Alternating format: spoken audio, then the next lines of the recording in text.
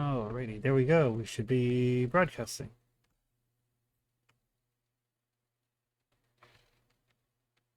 Oh, apparently your guys' yeah. I gotta figure out why your guys' audio isn't capturing.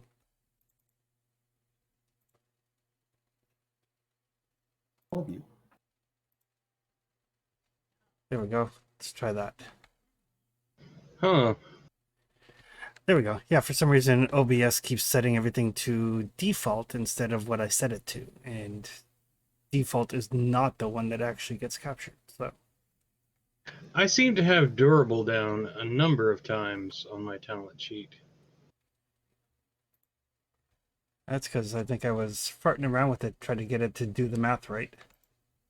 Okay. Is there one of them that I should keep, or um, will any of them do?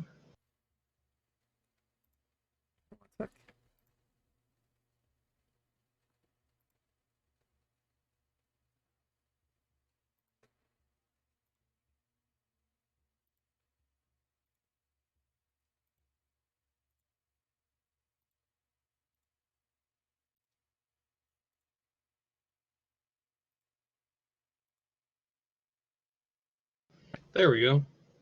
There we go. Healing rate is still set right, so there we go. Excellent. Alrighty. So yeah, so I think I got everybody properly leveled to level 6. I added on new spells for Ruth and Bismarck and Jinx. I added new talents for Thagor. I think I added everything I need for Sif. Picking spells is a sucker's game. That's really when your power goes up and then you get like all new options. That's when it's that's when you want to put a little bit more thought into things.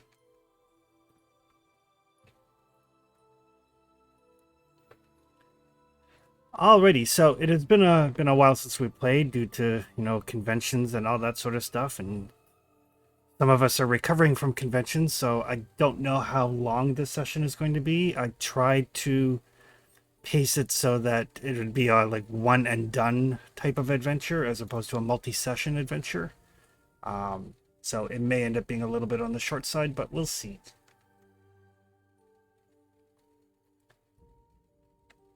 As far as events that are happening, you guys have managed to defeat or send back a couple of the heralds. The last one being the herald responsible for avarice in the dwarven city. There was much death there, to the point where the dwarves are not really capable of operating the mines by themselves. But they have made overtures to the people of Belgrandia, the people of Bazazan, of the city, to, rather than solely producing the iron, to actually open up the mine so the people that want to can go and help mine it as well. So there is some trade starting to flow back and forth. The situation is not as dire as it was before you guys went to the Dwarven City. It's a good opportunity for them. Yep. And it kind of strengthens the bonds between the dwarves and the people of the city too, which is not nothing. It's very important. We have coal again, and people are going to not freeze. Exactly. Speaking of which, you guys have spent some time trying to look into what may have happened with the Queen of Summer, why she hasn't made her appearance as per usual. To the point where in an ancient book in his master's library, Bismarck found what appears to be not necessarily a prophecy per se, but definitely something of note related to this. That says, at the highest peak, the stars made solid, lighting the path. The strength of the queen falters, her breath shallow and cool. Not yet dead. Not yet. Anamoy's hatred for the queen keeps her alive, toyed with, played with, and more. He grows tired of the game. His patron grows tired, but soon he will end it. But not yet. In the fortress of glass and bone, he takes his time with the queen. Soon he will end her and the world will remain his. But not yet. Heroes, those called to action, those driven against the hunger and the void and its mighty heralds. The queen calls to them, but they don't hear it. Not yet. Spooky.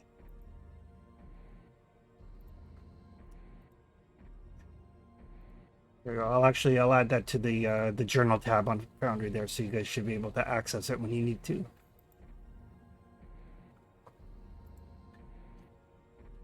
The other information that Bismarck managed to find is that the war, for lack of a better term, between Old Man Winter and the Queen of Summer has been going on since the world was formed. Generally speaking, this war is handled through avatars. So, the queen's avatar gains some territory, and then Old Man Winter marshals his forces and pushes her back, and then she recuperates and then pushes forward again. And that's how you get that divide between summer and winter, according to some sources. And it has always been a stalemate. The queen holds court for, several months, and then as her power starts to wane, Old Man Winter comes in and he holds sway for a couple of months, and back and forth, back and forth. But now it appears that Old Man Winter has won.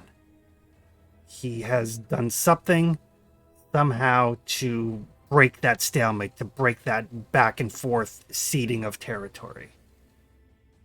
So again, according to some of the more, some of the older faith, some of the druids, some of the priests of the old gods, this is what has caused this, is that Old Man Winter has won the fight.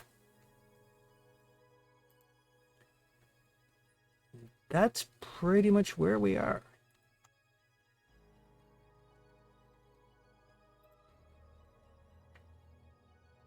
Well, it seems to me that we should potentially try to find some way to find this particular queen before she, is not alive anymore, and stop Winter from being eternal. Most wise.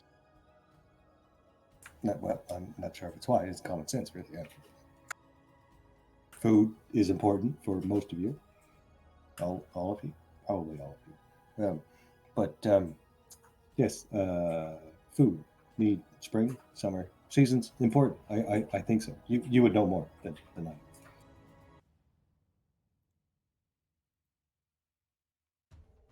What I know is that we're probably right fucked. Whenever people start gambling on about prophecy, it's not good for the people that it pertains to, usually.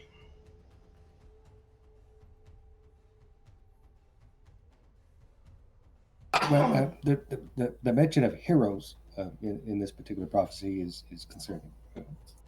I'm not sure who those heroes are, but hopefully it not referring to us specifically, to somebody else to fix this particular problem.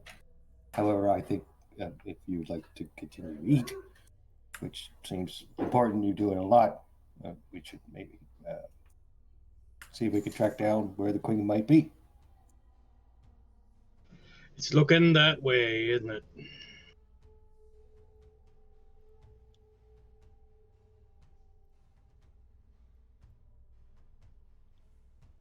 Well, do you got any ideas on where we might find this pixie devil queen and whatever's trying to kill her? Is that a roll I can make?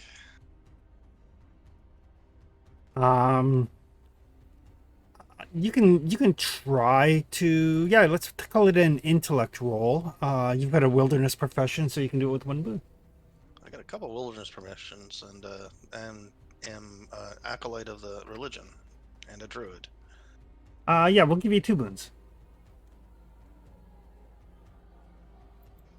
It's a wilderness professional it takes. I got one of those.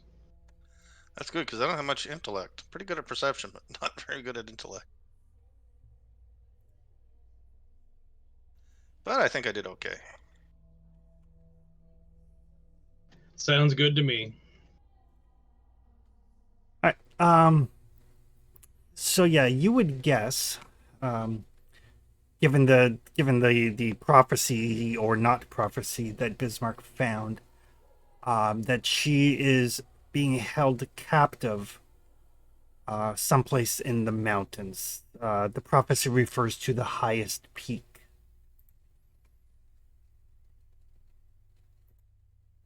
Now, who would know the highest peak? Would that be a dwarf thing? Might be a dwarf thing. Might be a like a guide sort of thing. Well, it's clearly the best place to look at the stars. So obviously, astrology is It's a long walk if you're not sure. You sure it's not heraldry? Well, I tried to figure out a way to get heraldry in there, but Heraldry has paid off to some extent on some adventures, not necessarily this one. it's been pretty good actually. But yeah, Thagor, you can make an intellect roll with that boon.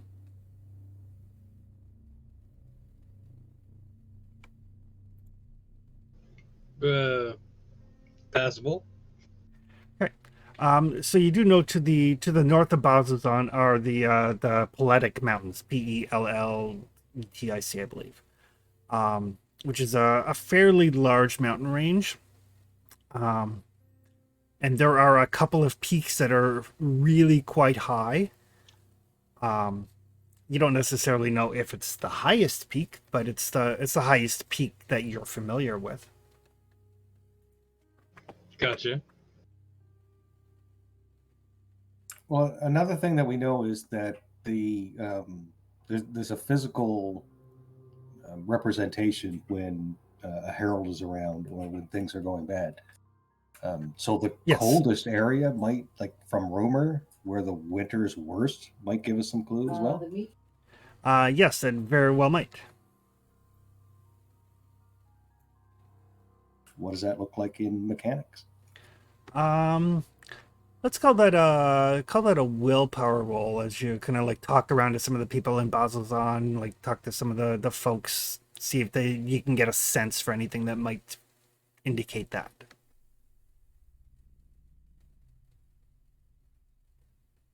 A solid tip. So yeah, so you kind of spend a couple of days talking to people. Now that the dwarf city is opened up again, and there's some trade starting to flow. Some people are going into the mountains back.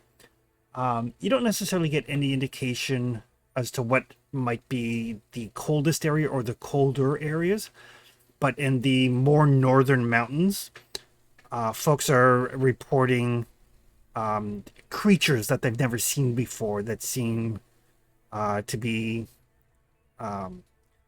more native to the colder climes, like white drakes flying overhead and large, kind of like pale blue skinned individuals, like sighted off in the distance, large enough that at a considerable distance you can still make them out with the naked eye, indicating the possibility of like some sort of like winter giant or ice giant, all of which tend to be sighted deeper into the mountains towards those taller peaks that Thagor is familiar with.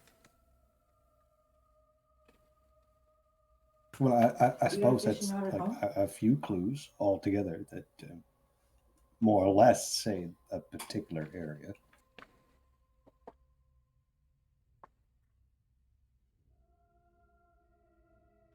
I think it's time to get our hobbit on. Start wandering there. I'm tired of the city anyway. Well, sure, I'm ready to go whenever. Just give me a little wind up, and I wouldn't want to freeze out there.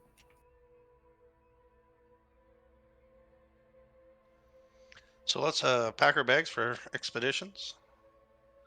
Looking forward to walking barefoot in the snow again. And yeah, and Thago, you know that it's like it's going to be like it's not just a simple hike. It's going to require some actual like mountaineering gear. It's going to require like cold weather gear. So with your advice, the party can get properly outfitted for potentially anything they may encounter. Plan for the worst and then plan for it to be worse than that.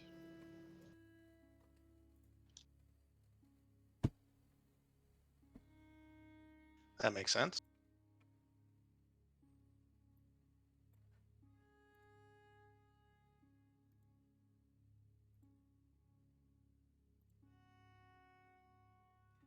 And somebody can roll me 3d6.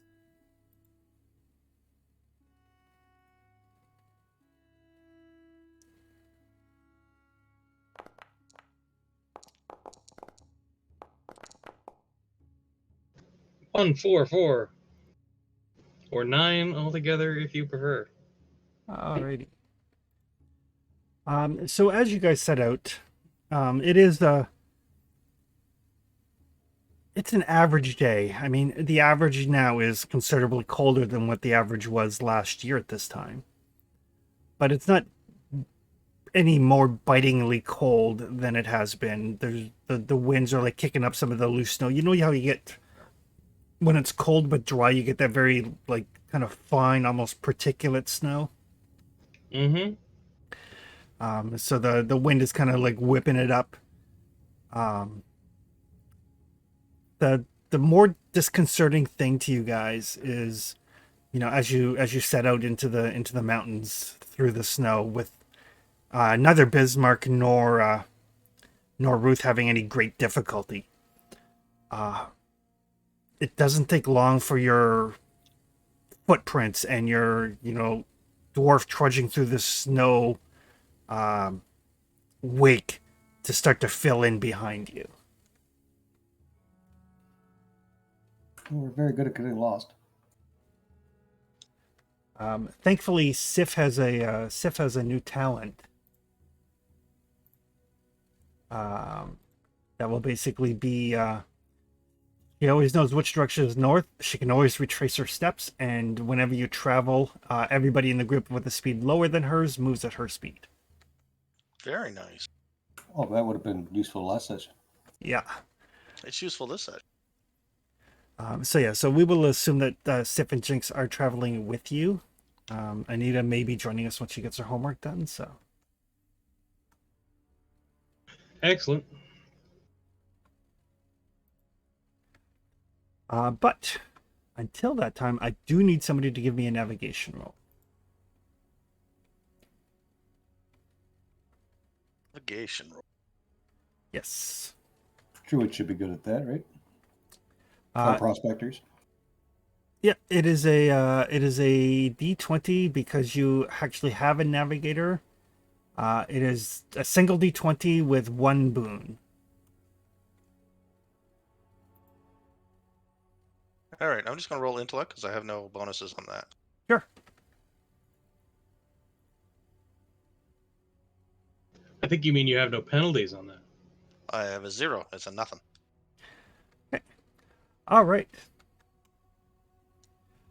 So yeah, you guys have made like this first foray into the mountains a couple of times now. And there is more of a path now that trade is going back and forth with the Dwarven city with Dalgarim. So yeah, you managed to head off the first day or so. Easy as can be. You start to feel like, this is the easiest journey we've ever had. This is the most auspicious way we have ever set out on anything. I'm sure that bodes well for everything else. I mean, last time we got lost on a road, so. Yeah, last time you guys got lost almost right away. I think you got lost twice. I remember you had to retrace your steps back to the city and then go, okay, let's try this again. It was 2 sessions just to get there. Yes. But yeah, things are going quite well. you you're traveling the path that you've taken before to the Dwarven City. So every once in a while you do see other people on the not really a road, but at least on the pathway. And generally speaking, people's spirits seem to be a little bit better now that they know that they're not going to, you know, freeze because they can't afford to heat their homes. And word is starting to get around that, you guys are the ones responsible because you are a very distinct party with the goblin, the dwarf, the clockwork, the changeling. You guys are very visually distinctive. So word is getting around. People are like waving to you and everything as you pass. Well, the changeling part's still secret, but it's still dressed as a bone armor and horns and antlers and stuff. Yeah, definitely. Everybody's like, oh, top of the morning to you, afternoon. There's even a couple places where like people have kind of set up like little impromptu meeting areas around meal times, so that the people that are on the road who not necessarily traveling together, but at least will take a meal together before they go their separate ways. It's a weird semblance of normal if it wasn't for the fact that it's now towards the end of April and still bitterly cold and snowy. Just like real life. We're in New Brunswick. Yes. But it does kind of, show you just how adaptable the humans are.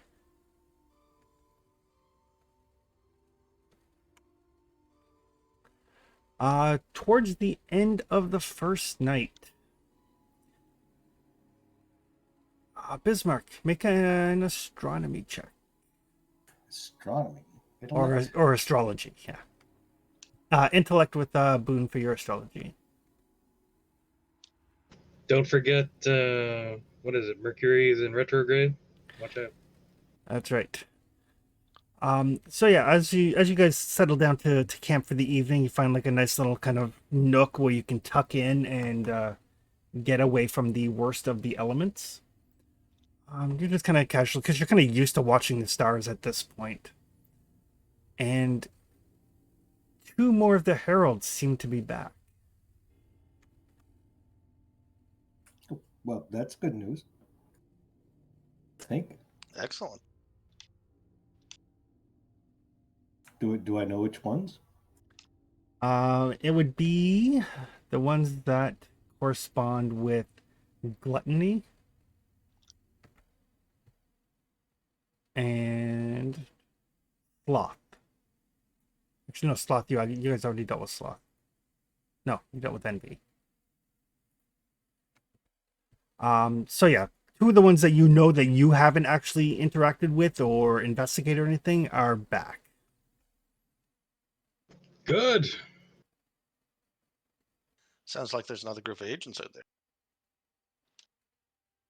Or perhaps that the actions that we've done here have prevented these particular sins, for lack of a better word, to manifest too strongly. When maybe we're harming more than one herald at a time.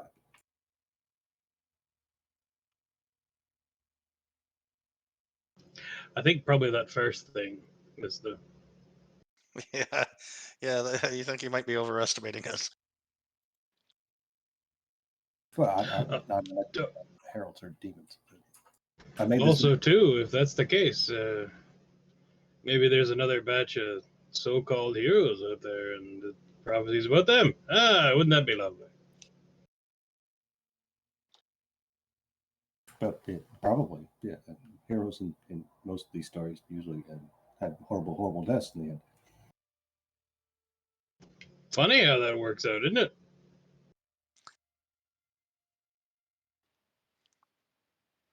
If you play in the road, more likely to get hit by the horse and buggy.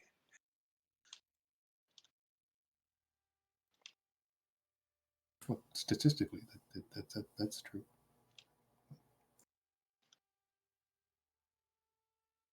But still, I mean, there's only so many heralds, and I think we've dealt with what two heralds so far, and if there's another group that dealt with two, that's four. And that leaves what, 3? I think. Yeah, but that. Right, 3 is better than 5. You are not wrong. I didn't think so. Maybe they'll take one more out for us. Or 3 of them. Yeah, I'm not ready to go home yet. I just hope that we can find some treasure on this particular trip. My master is a little upset that the last trip didn't really. Well, I mean, I got coal, but coal is not a good way to repay my servitude.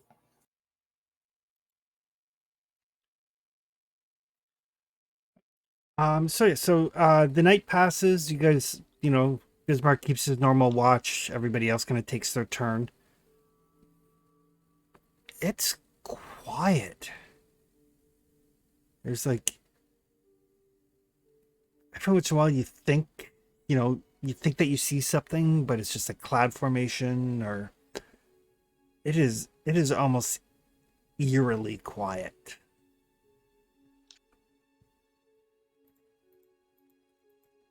That's great. Is As it? long as it's just quiet and eerily quiet. Doesn't mean it's too quiet. This game hates us. So No animals around? There are no animals around. It's too bad I can't summon one and find out what's going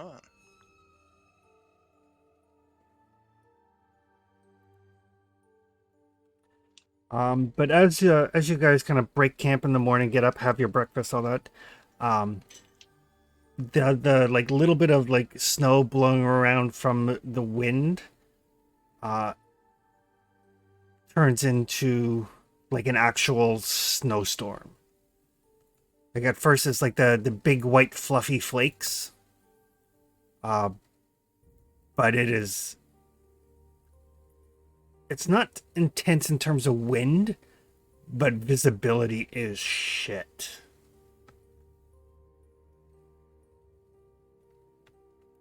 And I'm going to need somebody to make a D20 roll.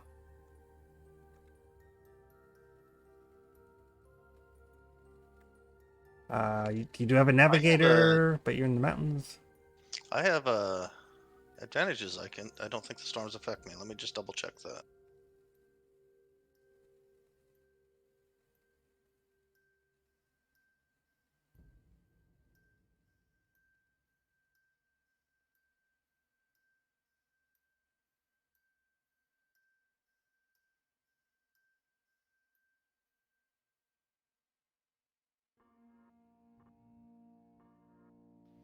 Where would that be? That'd be on the main page, wouldn't it? Could be.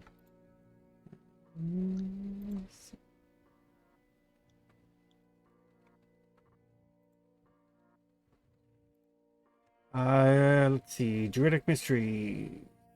Accurately predict the weather up to 24 hours in advance, provided you are outside and can see the sky. Yeah, that's the talent page. Yeah. Move at full speed across difficult terrain created by natural terrain features. Leave tracks when moving across natural terrain only when you choose. Right, so that's not anything here as far as seeing.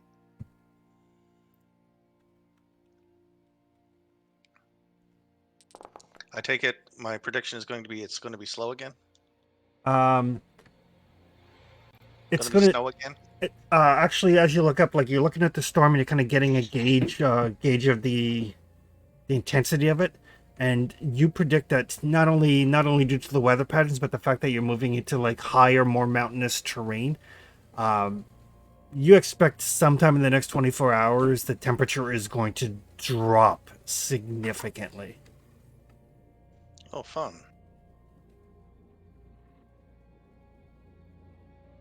we got clothes and everything we need for that sort of weather, though, right?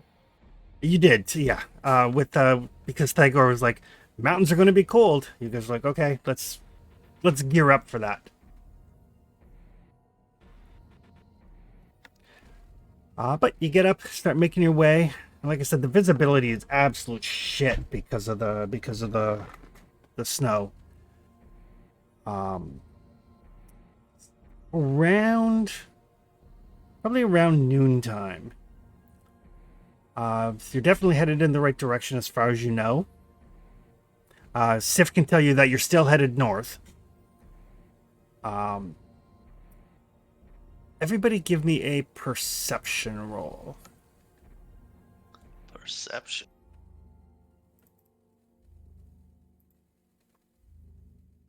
I don't see shit.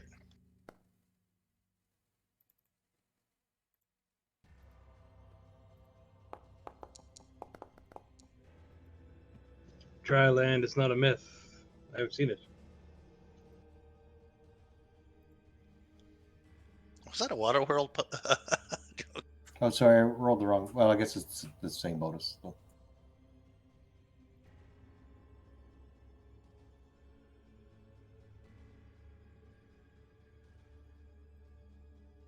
Alrighty. None of you except for Ruthless are surprised. So you do hear voices kind of carrying through the wind. You're not entirely sure what direction, and you're not sure what language, but they're definitely voices as opposed to animal sound.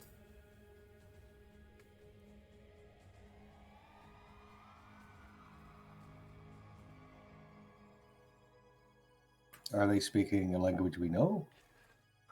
They would be speaking. What would they be speaking? Let me find a list of languages here.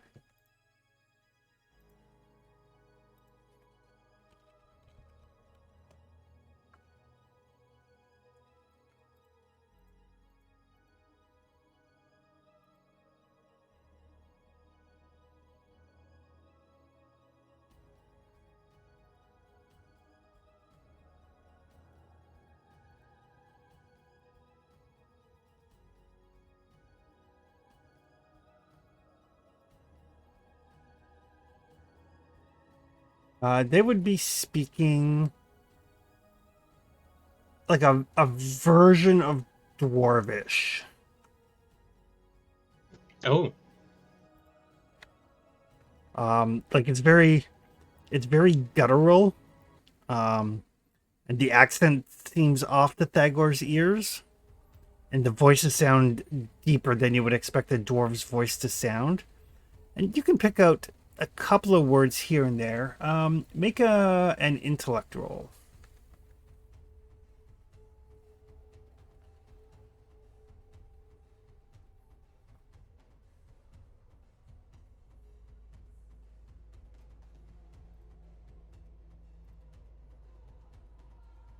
nope, not this time.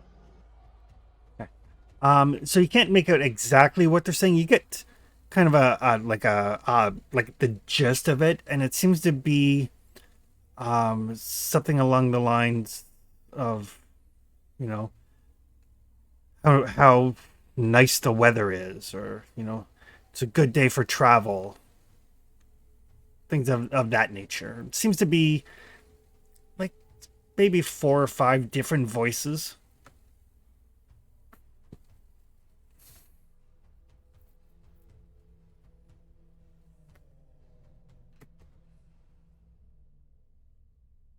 But it's not a nice day for travel.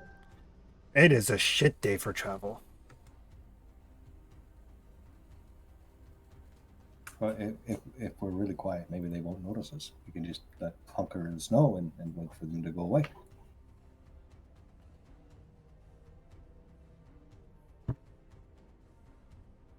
Or we could go over there and kill them.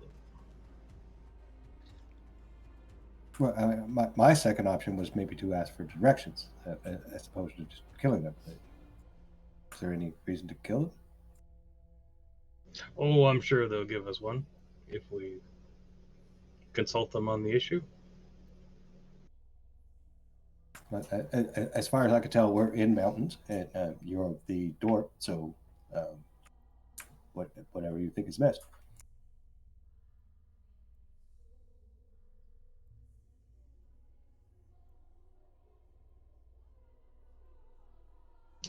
What do I feel the likelihood is that it's troglodytes? Chris? It is definitely not troglodyte. Okay.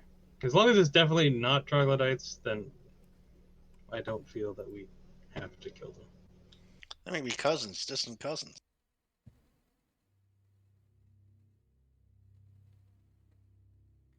Yeah. In that case, we can approach peacefully, if that is what we want, or not, or whatever. We're not bandits.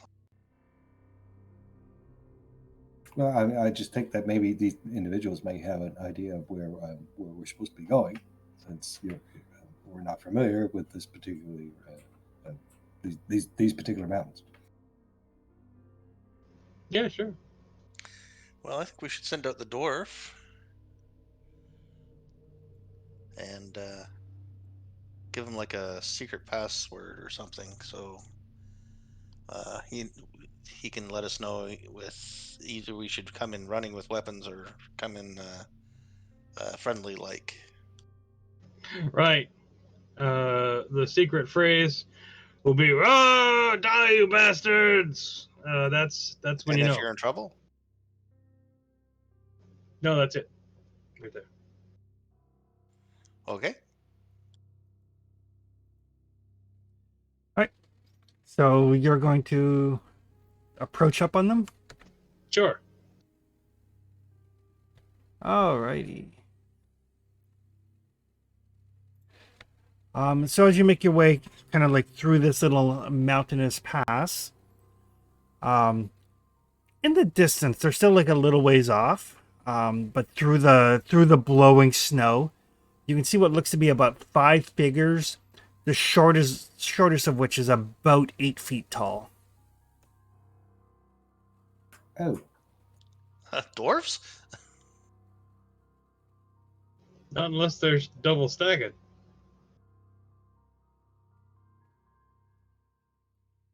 so as I said, maybe we could just hide and they could just walk by and we don't have Mountain to. trolls? Make a perception check, Thagor. You would have 1 bane because of the weather. Excellent.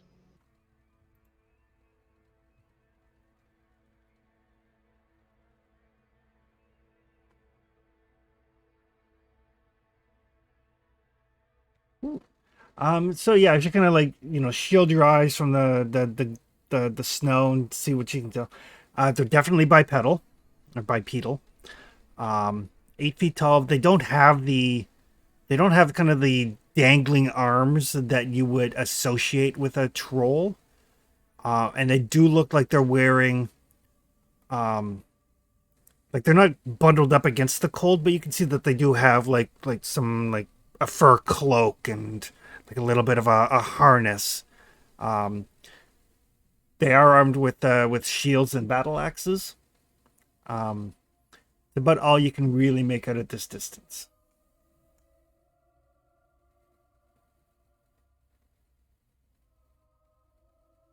Do they look like they're the right size for giants? They would be small for giants. All right, I'll head back. Okay. So, cousins or not cousins? No, too big. Not big enough to be giants, and not long enough to be trolls. Not sure. Ogres? What else lives in these mountains?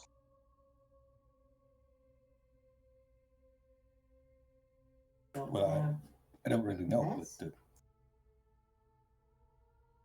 maybe we can avoid them as opposed to. Any sign that they're evil? They're sentient, aren't they? They're talking. I mean, if you want to go say hi, feel free. They are well armed. I'll let you know that for nothing. Are they on like a war mission or just hunting or what are they doing?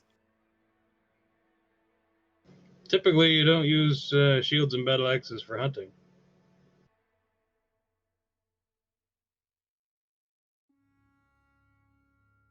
That's just my Do experience. that. Again, I think we have to let Fagor lead us the way. This is more his particular environment than mine. I'm 3, and I grew up in a tower. So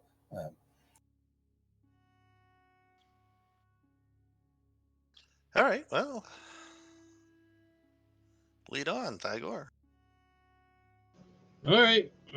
Let's see if we can head around them a bit. Okay. Everybody can give me call it agility checks to try to be stealthy. You do get 2 boons because of the weather. I'm gonna need him.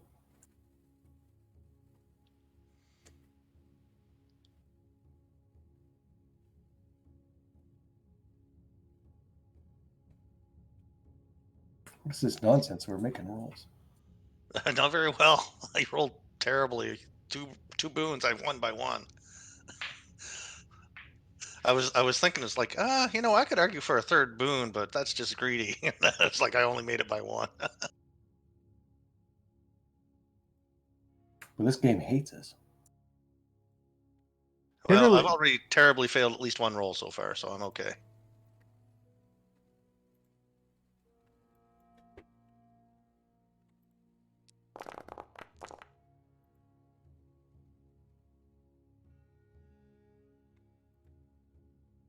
I'm just not used to seeing all these green boxes around numbers.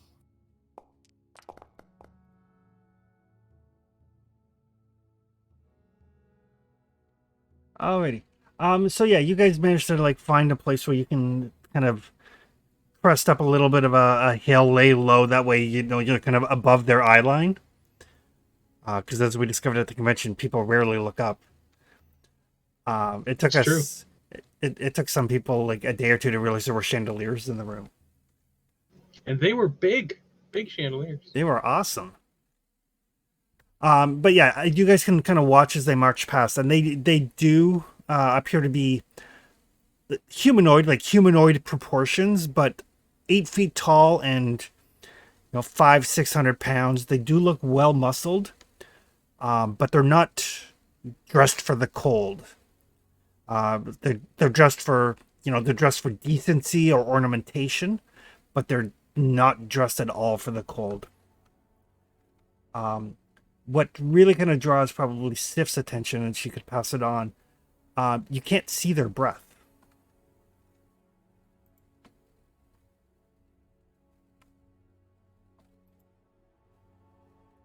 Weird. Yeah, they just continue on down this little pass. Yeah, let's let them go. We don't need to fight everything we see. And there seems to be, Thago, you can tell there seems to be some sort of like a joviality amongst them. You can pick up words here and there that indicate that they're, you know, they're the one guy that's like maybe only 8 feet tall. They're kind of, teasing him about, being the runt of the litter sort of thing. And he's like kind of like good natured, throwing snowball at them, that sort of thing. Definitely, these people are both sentient and friendly to one another.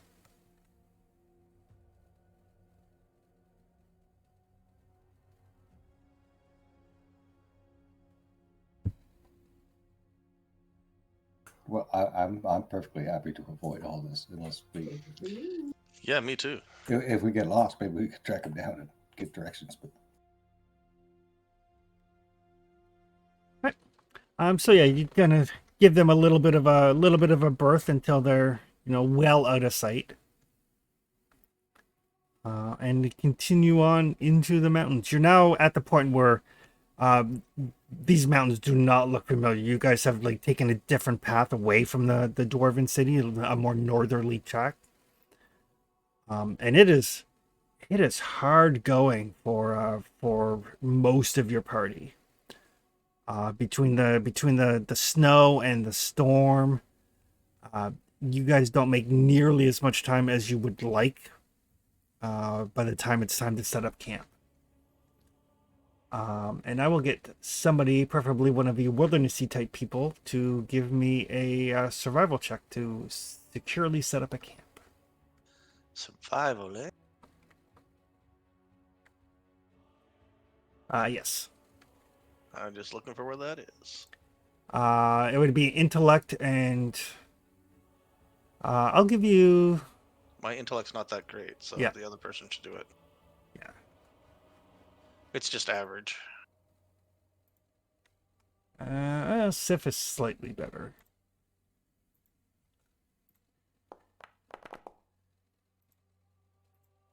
Not with those rolls.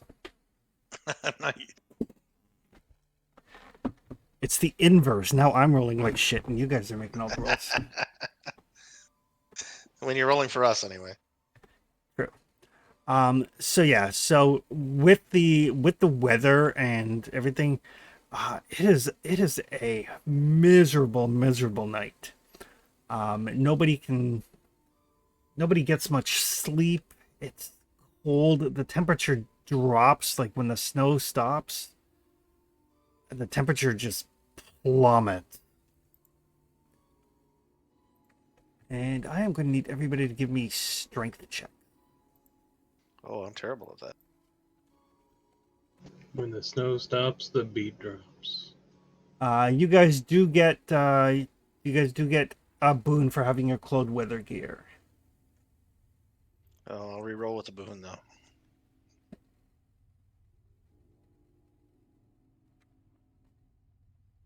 I rolled too high. That can't be right, so I'll re-roll with the boon. Oh, you rolled a 17. That was before the boon. All right.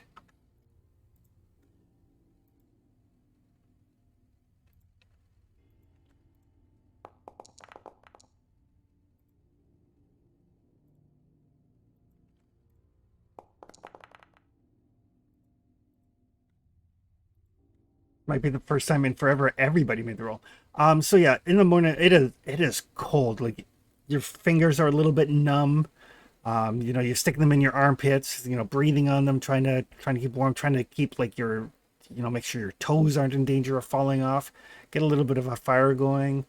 Um, you know, get a little bit of water boiling, make some tea, something that'll like help warm you because you did not have a fire last night. Everything was too wet from the snowfall. But by the time you guys are ready to set out, it is bitterly cold, but it is clear. You look back, you can't see the direction from which you came, and you can see the looming mountains ahead.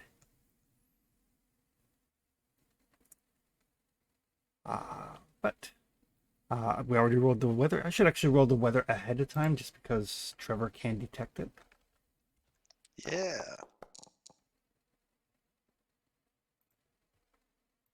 A wild jinx appears.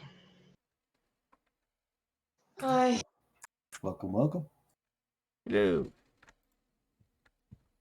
Right. So according to Ruth, things will start to. It's going to stay cold for probably the next day, maybe two. Bismarck, you realize that this is probably not a natural cold snap, and it means that there is something else at play in the mountain. So we're going the right direction. So you are definitely going in the right direction. So you pick up. It is a little bit easier going today because the snowfall has stopped. It's a little disconcerting for both Bismarck and Ruthless to be like just walking on top of the snow like Legolas in Fellowship of the Rings there, but the rest of you are like kind of trudging through like thigh high snow. It's light, but it's freaking cold. And probably early morning, your path seems to lead you to not a vertical cliff, but definitely something that needs to be climbed as opposed to just hiked. Ugh. But I suppose we have some rope. Yes. You guys did prep for this eventuality. Well, and Tagore, if you can explain to me where to put the ropes and the pins, I can probably quite easily get up and place them.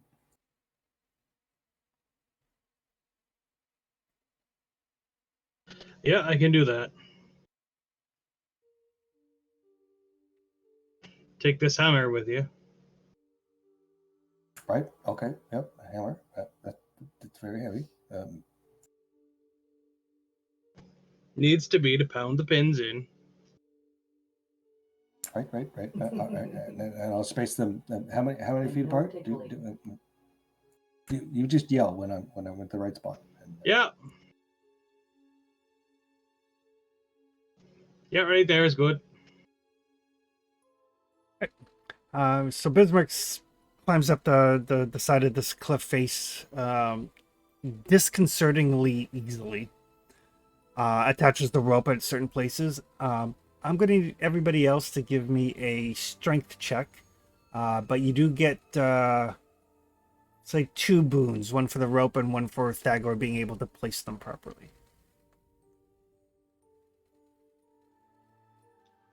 It would be strength, not agility. Yes, rock climbing is definitely strength. Can I use my boon? Because it's once per turn? Absolutely. Was it 2 boons? 2 boons. See, I got the regular player dice roll on that one, even with 2 boon. Maybe Oh, I could carry you.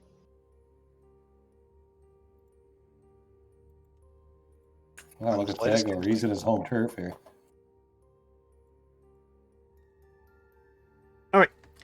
So with the help of the rope and everything, everybody makes it up except for poor Ruth.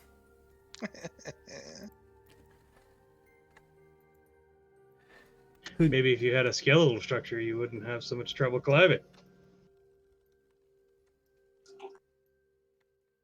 Ruth does manage to make it halfway up. Oh no. That ain't good. Before falling. Oof. Ooh, that's a lot. How bad? Can I try to catch her with celerity? You can certainly try, because otherwise it's going to be 10d6 damage. I will certainly try. So yeah, celerity will let you get there. You will need to make a strength check. Well, that's not. Can I great. turn into a bird or something? If you were falling far enough that you had a chance to do something, actually, can you do it as a triggered action? I don't know. Let's find out. I'll try to get there anyway, just in case. Magic, flowing form, improved animal.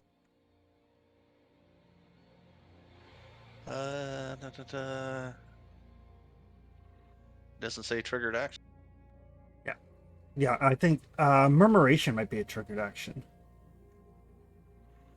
Burst apart in a cloud of starlings. That's even better because I don't want to use the animal thing if I don't have to.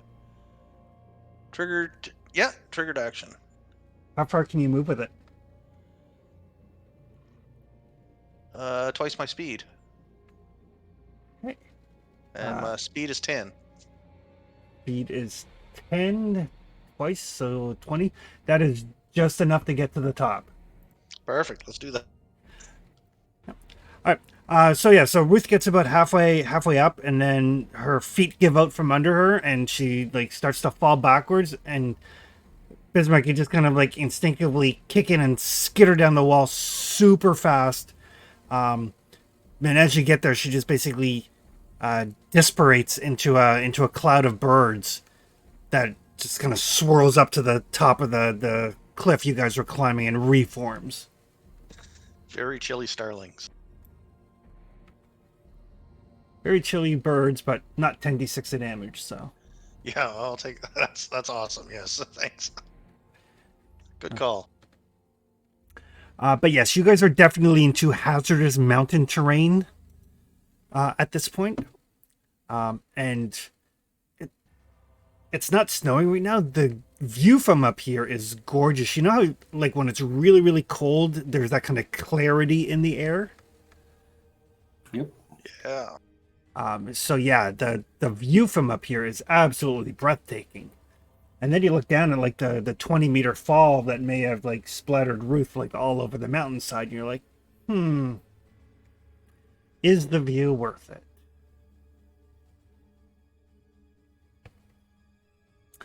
But you pick up your feet and you carry on.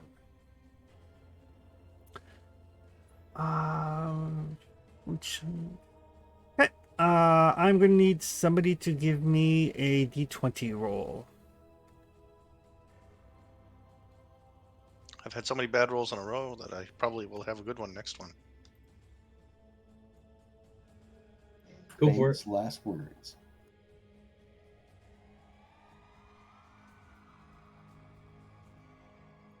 Yep.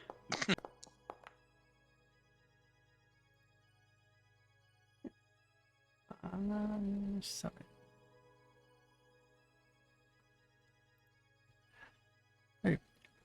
So as you guys move on to early evening, you do see another one of those small groups of the large humanoid figures that you'd seen earlier. Again, just kind of walking along. Doesn't look like they're going any place in particular. Definitely doesn't look like they're hunting. But before you guys have a chance to kind of get behind cover, they do kind of like, you see the heads kind of tilt up as kind of in your direction.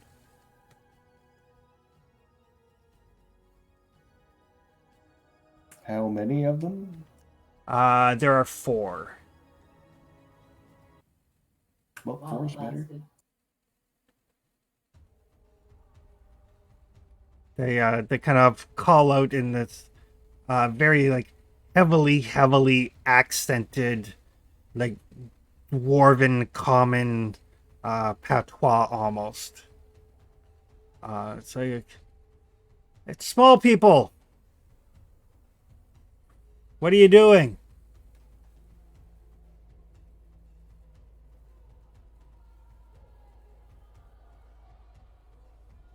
Going up the mountain. Mountain's no place for little ones.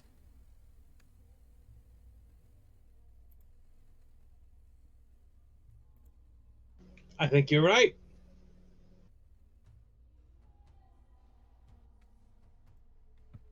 Yeah, I almost fell. That's funny. Should go back where it's safe. Well, I hear there's an easier way on the other side. We'll just go to that spot and then we'll go down.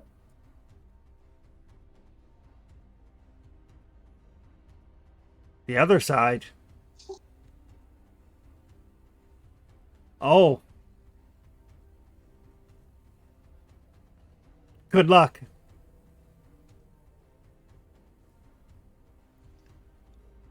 Oh, well, it's not easier on the other side. Well, we lost a hunting party not far that way. Avalanche. That's horrible. Oh, it was funny.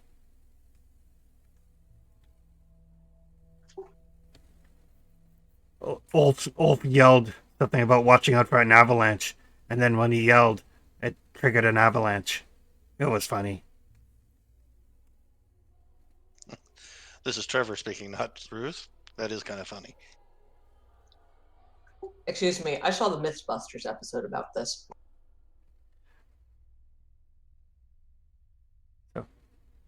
But you should go back. I agree.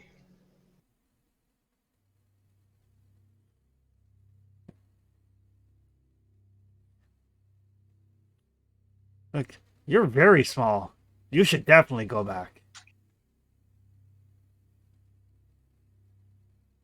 Well, it's not my fault that I'm this small. I was made this way. Mhm. I poop bigger than you.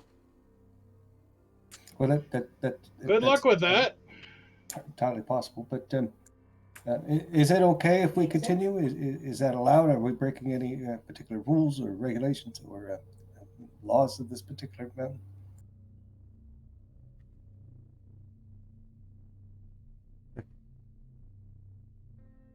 No. Go ahead. Right then. Bye. If we die, we'll try to make it funny. Okay. And they just kind of continue on their way. Everybody give me, let's call this it's gonna be a perception check.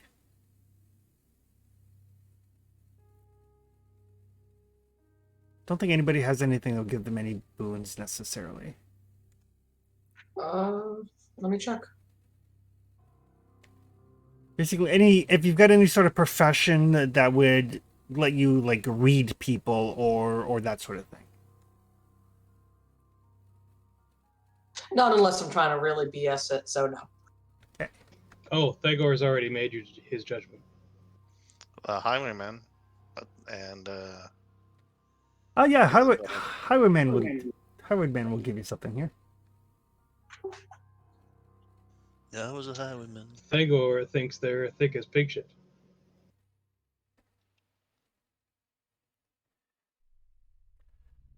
So for Bismarck, Jinx, and Ruthless, you guys, the way that they're walking, the way that they're just kind of like, these are folks that are like just out for a stroll. They're not going anyplace in particular. They don't have that sort of like have a point in mind. They're just out for a stroll. Jinx and Ruth, you two are pretty sure that means that there's probably a camp someplace relatively close. Like they're just out taking the air, as it were.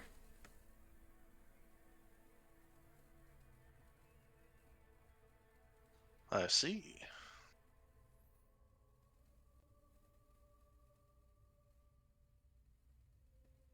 Well, these creatures seem very, very comfortable with the cold. Yes. So trying to convince them that we're here to stop the cold is probably not going to go over very well. I'm thinking, and this is what my brain's saying. Yeah, let's not bring that up. I don't think we should try to convince him of anything. Yeah, they seem like they're quick to violence.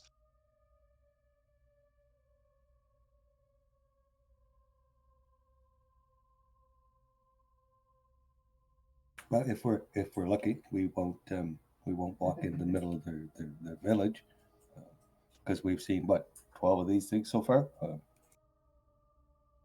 Yeah, let's keep an eye out for that.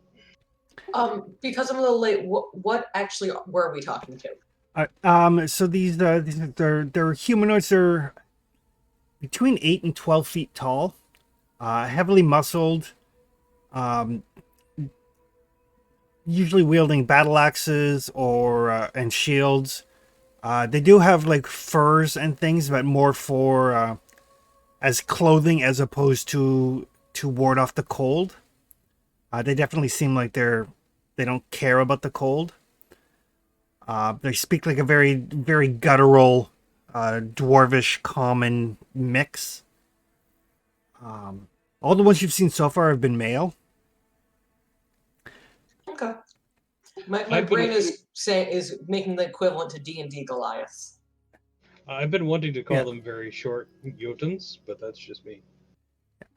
And they do. The other thing is, you guys have noticed that when they speak or when the other group passed you by, you couldn't see their breath.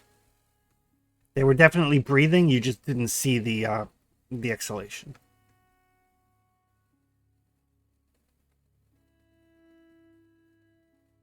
So cold is their default body temperature. Yes.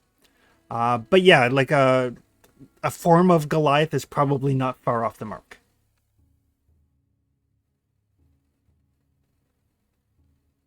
But yeah, they have, as far as they're concerned, they have given you, due warning, and then they just continue on their way.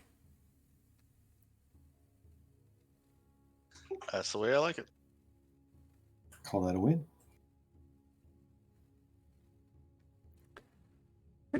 And I will get one of you outdoorsy people to give me another intelligence with 2 boons to set up your camp. I think that's more of a Sif thing. I think that is a Sif thing.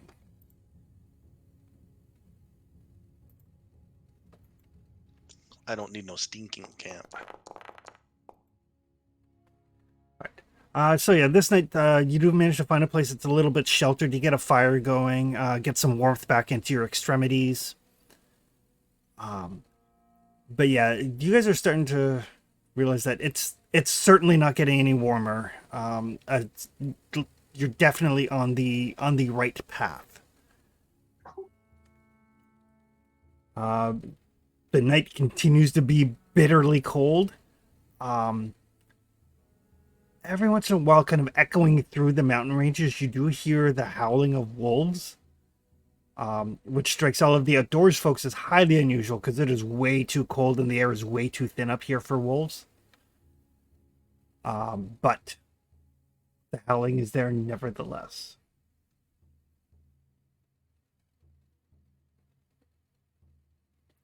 You get up to a bright, sunshiny day. Temperatures hovering right around the -40 mark. -40 Celsius. I have no idea what that would be in Fahrenheit. Freaking cold either way. Fucking cold, yeah. The alien game that I ran at the con, I converted everything into Kelvin. There was an interesting experiment to see people try to grasp that. But yeah, it is freaking cold. But you guys had a fire. You're good to go. Set off, continuing to trudge north. You're probably at this point like 3.5 days deep into the mountains. I mean, at a certain point, the severity of the cold becomes largely immaterial. Yes. It's like you can only get so wet, right? True. And who would be leading this endeavor? I mean, unless Sif or Jinx is scouting ahead, probably Thago. Because he's got to break the path. Yeah, I can scout ahead. I don't need to break paths. Well, the wizard's not doing it.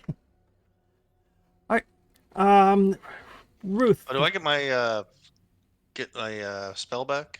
Yes. That was Yes. fun. Excellent. Yeah. Ruth, give me a perception check. We'll say 2 boons. Well, do I have to re-roll that? No, you don't have to. I didn't put any boons on that. So as you're kind of like scouting ahead of everybody, you notice a couple of things kind of drawing your attention. Maybe about 20 minutes walk, you're going to guess. You see the peaks of houses, snow covered, but the peaks of houses. Okay. And not far away from you, maybe 30, 40 yards in front of you, 34 meters in front of you, there is this fur-covered, like clad for the weather gentleman, just kind of standing there, kind of like looking back at the village. His back is turned towards you.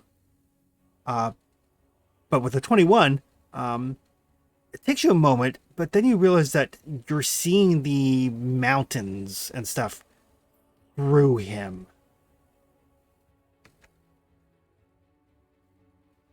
Oh.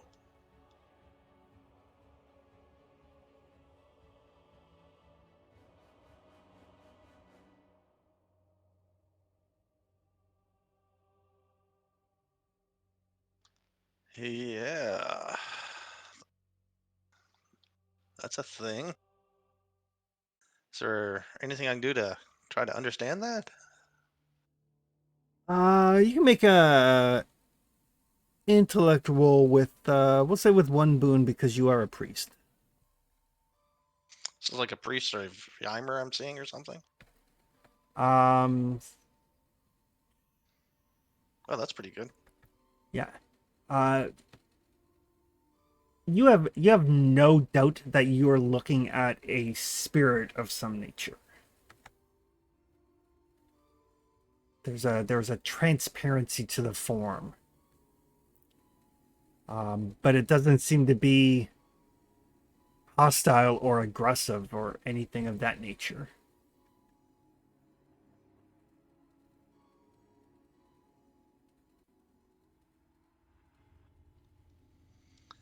Well,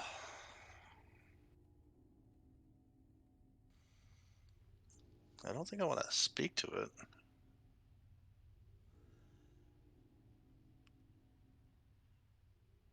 Um, I think I'll go back and tell the team about it.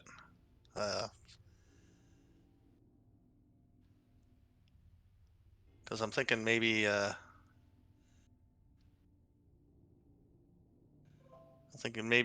one of our guys will know something about it that I. Okay. Sounds like a wizardy thing.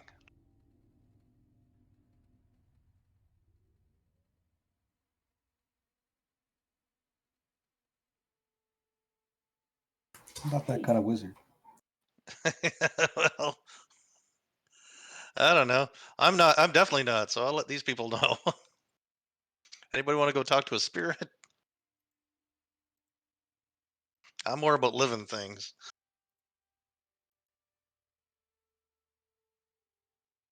Did it seem hostile?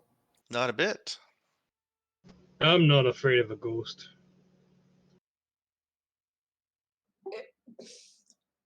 I mean, I don't think I've got anything. It doesn't sound like it would match up with magic or with arcane or shadow. And I don't think my religious background has been too helpful with this in the past. Make a intellect roll with a boon because of your religious upbringing.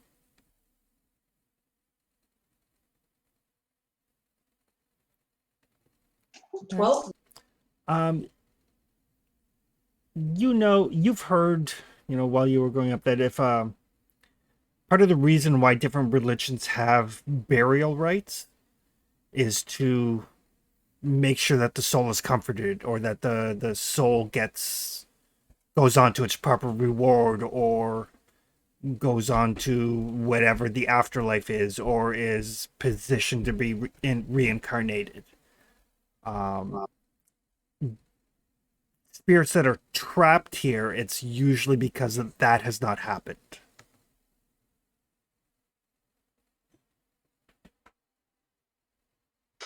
And it's not was it doing anything? Just there?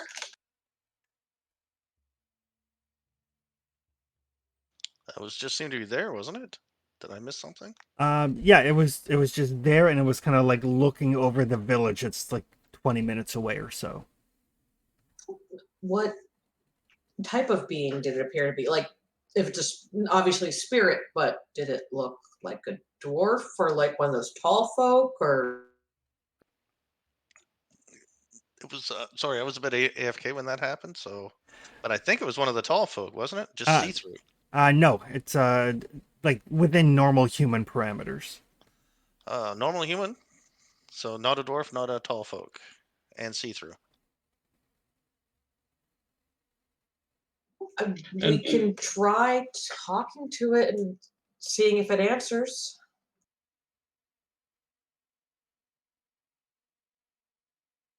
all right, That's the kind of wisdom I came down to ask about.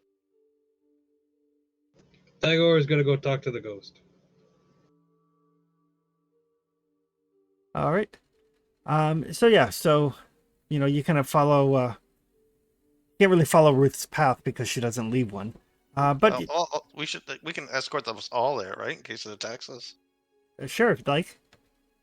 Yeah, let's all go. So yeah, as you approach, you do see clear as day this translucent human figure. Definitely dressed for the weather, but definitely transparent. And they're not paying any attention at all to you. They're just like overlooking, and from here you can see these snow-covered roofs of houses, like a very small village, probably no more than half a dozen or so houses or huts. Is that a human-sized village? From what you can tell from here, yes. Used to live down there, did you? We could do it that way too.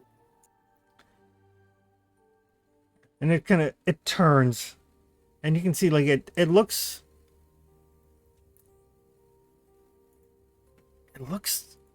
normal, like almost disturbingly normal, except for the transparent part of it. There's no, no skeletal face, no like Ghostbusters librarian or anything of that nature. And Gotcha.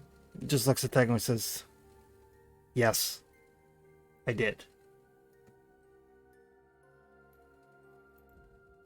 What happened?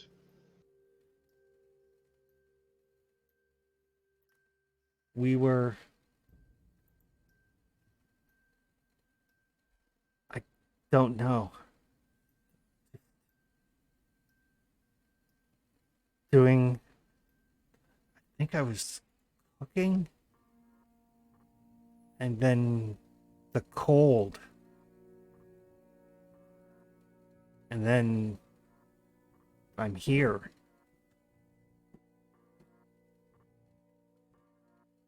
Do you happen to know what year it is?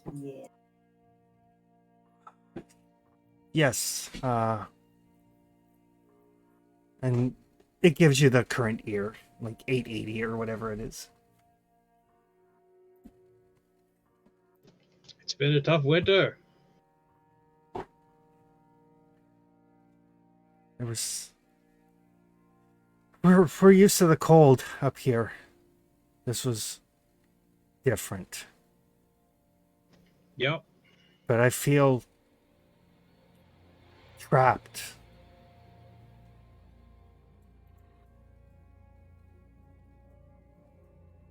Well, maybe we can help with that. Can you show me your house? And it reaches out and it kind of it points, like that one, the one with the blue door. Would you like to come? No, no, I wouldn't like to. But I will. Well, you don't have to.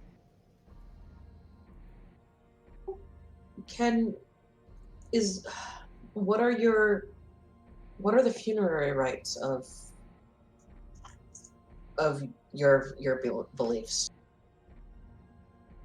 We burn the dead, so that the smoke may lift their spirits up. But there is no one there to burn my body. So if we burned your body, will that put you at rest? Help Right. you move on to the next whatever? I believe so. If not, at least you'll be warm.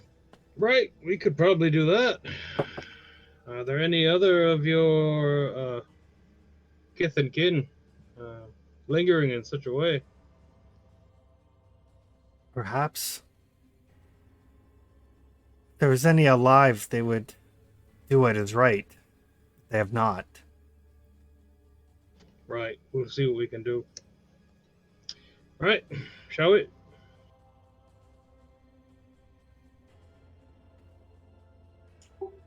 Jinx is gonna nod and start heading towards the place indicated. I want to keep an eye out in case anything seems particularly strange as we do so. Yeah, Bismarck's gonna hang way back from this one. Okay, The smart person. the smart person. All right. Everybody give me perception checks as you start to approach the village.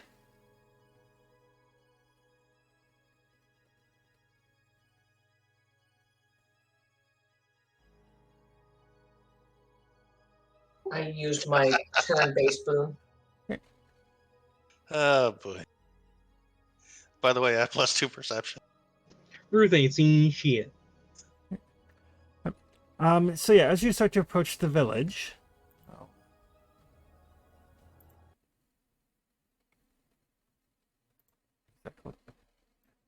throw some people on the map here.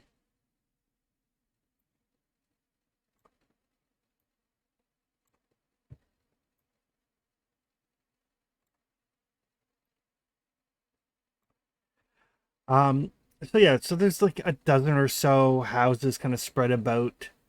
And there's a bunch of bodies laying around.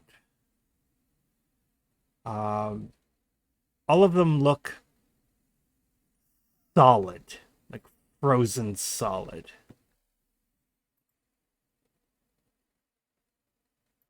Do they appear to be conceivably of that village or the village of the dead man?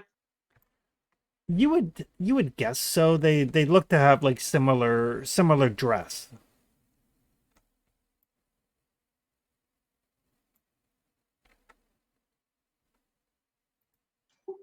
This might take a bonfire, or a bigger bonfire than normal.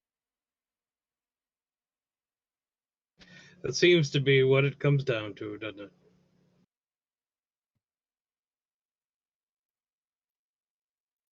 Right, I let's suppose get to we work. run out of food. Anything like that? I do want to, since we are dealing with one active ghost, would like to try to find his body in particular. Yeah, we know his blue door, right? Yes. And as you look around, you do see like most of the buildings, like they're stone buildings, slate roofs, wooden doors. But there is one that is painted like this absolutely like just garish blue color. Like his style. Like maybe he was a person of power. Maybe he just Perhaps. likes blue. Or had bad taste.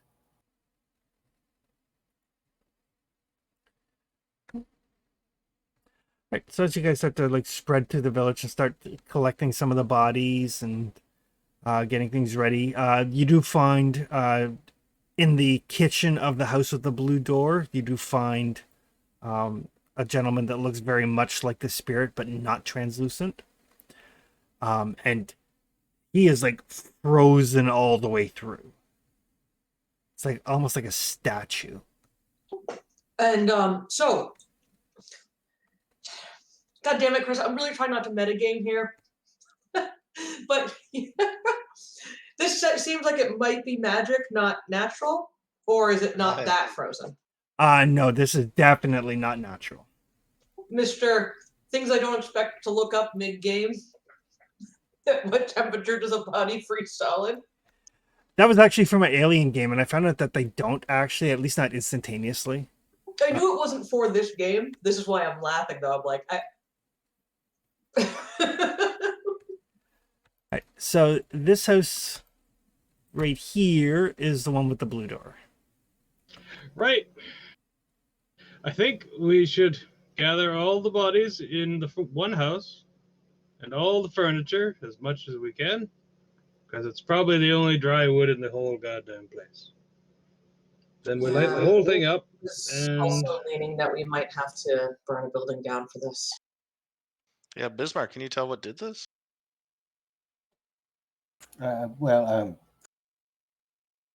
clearly we're under the impression that old man Winter or some aspect of him is succeeding in the battle against the queen. Summer Queen, Spring Queen, which queen was it? Hard to remember. Summer Um, Queen. Irregardless, I would expect that either the aspect of or avatar of the Old Man Winter or one of the heralds, which is equally likely, is causing this phenomenon. Well, if it was the summer, if it's the absence of the Summer Queen, does that tie into Fey magic at all? Which would be different than Herald magic, unless I'm missing something? Well, I would think the coming and going of seasons would be more druid stuff than wizard stuff. Truth. But that in either case, it's a question that Ruth, would you know anything about? No, I don't think so. No, you're more focused on the high, the Horned King, which is more of a like a springtime deity. Um, some religions would even call him a lesser deity compared to the Queen of Summer and Old Man Winter. But what do they know? Yeah, but they suck. They suck. And as you guys are kind of moving everything around, I'm going to need everybody to give me agility check. They did mention avalanches.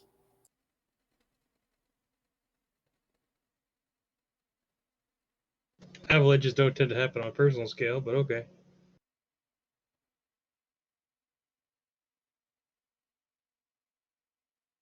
Oh, Yay! Trevor's rolls are back. I'm pretty agile though. Thagor is decidedly not. Apparently neither is Sif. So as you guys are kind of debating, like, what could this possibly be? There's like I feel like Thagor's already like gathering bodies. probably. Yeah. He seems the pragmatic sort. He doesn't want to be here. He never really wanted to be here to start with. He'd like to be gone as soon as possible. I kind of see this like Thagor's dumping the bodies and Ruth is just like, and Jinx is kind of doing the like, okay, at least we're gonna line them and it's dumping the cordwood versus stacking it, and that's kind of what's going on right now. I mean, they're frozen stiff. Thagor doesn't want to break any of them because he feels that would be disrespectful. But I mean, yeah, they're dead. I figure we're probably tag teaming this.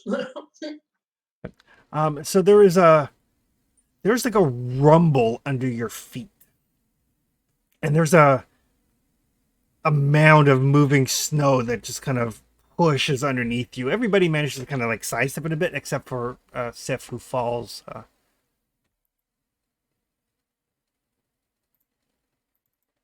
Oh shit! And I'm gonna need willpower checks from everybody.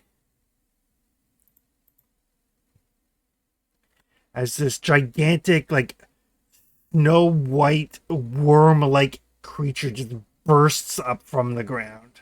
I'm using my turn's boon. Oh, Jesus Christ. I want you to know that 3 is with a Poor boon. goblin. Mr. Ghostman could have mentioned the giant worm. He didn't remember anything. He didn't see it coming, apparently. So those of you that failed Did so in style. get 3 insanity. Ooh. And you guys can feel this unnatural cold that just radiating off the body of this creature.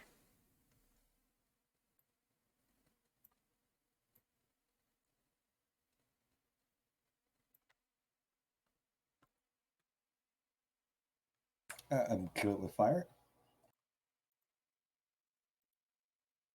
Please do. By all means. Okay. Are we are we stunned or feared for several turns, or You are frightened, which means that you have a bane on anything that you do, and because it is horrifying, there's a second bane on anything you do. sounds good, thank you. But everybody can decide if they would like to do fast or slow actions.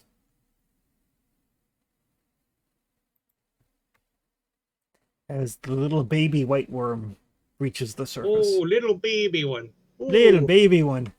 So cute. just a oochie boochie baby. Oh boy.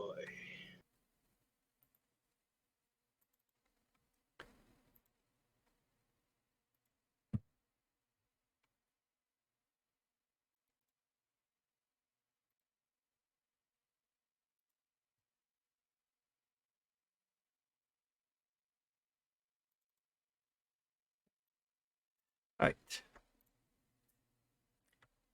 Oh, everybody is on slow actions. So everybody is up and then the worm goes. Even on slow. So I'm going to just put up Arcane Shield as my action. Okay. There's no roll. I just do it for a minute. They have one bane on attacking me. It's kind of like the Yep. So there we go. Okay. I'm gonna turn into a big ass polar bear and get up close.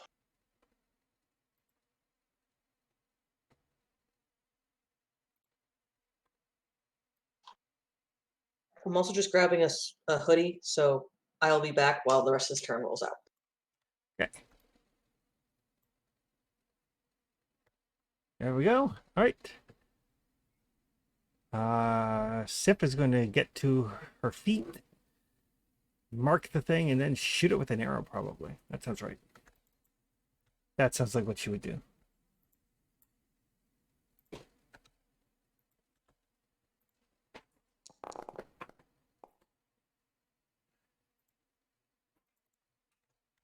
Well, just bounces off of its thick carapace.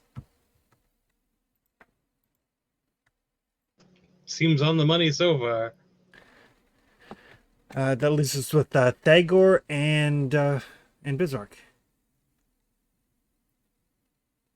Do All you right. think, Dagor? Thygor is going to go around the other side. Unlimber the Warhammer and give it a swing. Okay.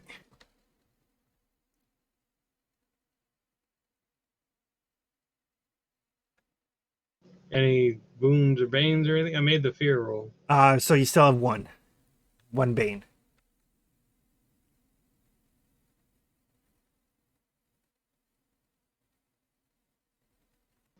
Yep. Good. I'm glad we're here. So it's got a big ass polar bear. I gotta go. I gotta go yet. Oh, that's it. I assume I can climb on top of this building. Yes. I'm going to do that. Then I'm going to expend a first level spell for my View Power. Okay.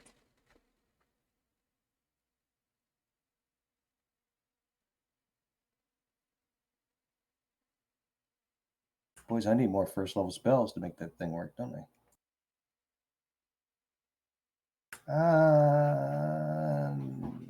Nope, I'm not going to do that. I'm just nearing dirts. Yeah. For 7 damage. Boon speed. Damned. All right. So these darts sink into it. It kind of like roars in pain. And well, it didn't like getting hit. That annoyed it.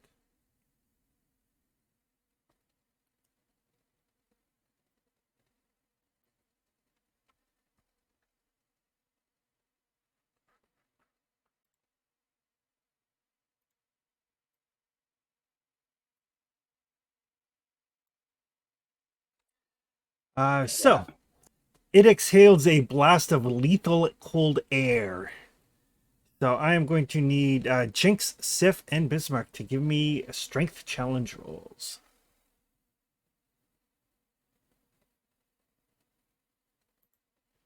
Not me. Nope, you're to the side. Nice.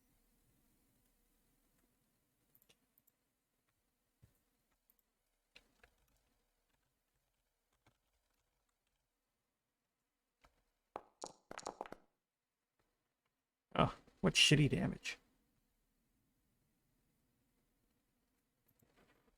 Look, that's almost half my total health. So I'm shaking my fist at all of you that think that can shake that off. I need a strength roll from Jinx. Yeah, I'm gonna fail that. This is the same turn as we did the will save, so do I have any banes? You do have the one from being frightened. Right, and I can't neutralize it. Because it's the same turn. I did have a bane as well, I guess. I rolled a 17 and then a 5 for a bane. What the hell? All right. Am I being eaten? So it looks like everybody succeeded, which is good. So you only take half damage, which is 5. What did he do? He breathed out this like polar vortex of freezing cold air. Strength. Interesting. Okay. And I'm going to need Thagor and Ruth and Jinx and I think Sif. Yep, and Sif to make strength rolls. Oh, it's strength. Wait, I'm a bear now. I might have strength. With the bane. Yep, Just for the new turn, same turn. this is the end of this turn. So with a bane? Oh, not with me. As long as you made your will save, you don't have the bane. So I'm at a -3.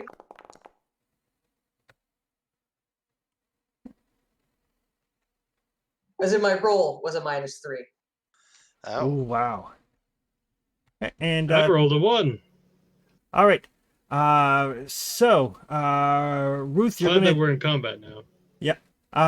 Ruth, you're gonna take 6 points of cold damage just from the cold radiating from this creature. Thagor and Jinx, you guys both take 13. So actually, really quick question: since did me having the shield up affect anything with the cold breath, or is it just? Nope. Thank you. Just had to check. It's not a blast or anything that can deflect. It's just a breath of like -200 degree temperature weather. Yeah. So I think I'm now at 18 out of 27 in damage. So I think I'm injured now. Yes, you are. So yeah, you are like starting to like you're just chilled to the bone.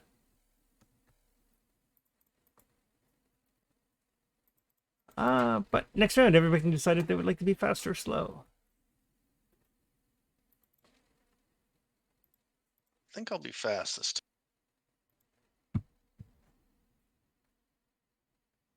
When we were moving stuff around with bodies, did it seem like was there anything on hand where we could say in a turn start a fire, even if that fire was part of the building? Yeah, you guys were getting ready to burn the body, so it makes sense that you would have gathered the furniture and everything together and stuff. Okay. So my general direction during the next turn or so is going to basically trying to get to, I guess, by going inside, so there's a slight bit of shielding, and try and get a fire started, because I'm going with the logic of it's a big ice thing. It doesn't like fire. Also, I'm freezing to death. Okay, perfect. So you're gonna I can get a fire going. Alrighty. So is Thagor the only one on fast actions this time? Also, I think I switched to fast, or tried to anyway.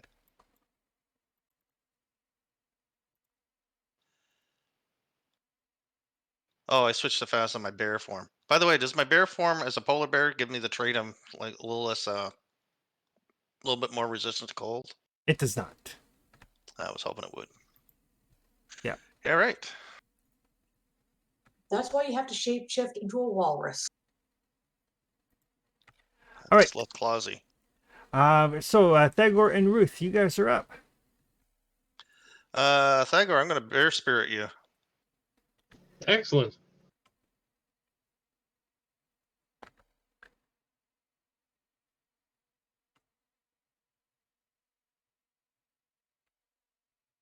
So I get a Yeah. bane to cancel out the boon, or boon to cancel out the bane. Yes. Yeah, and you get by 5 health. Yeah. Temporary health, yeah. So yeah, so the giant bear on the other side of this worm lets out this roar, and you just feel invigorated.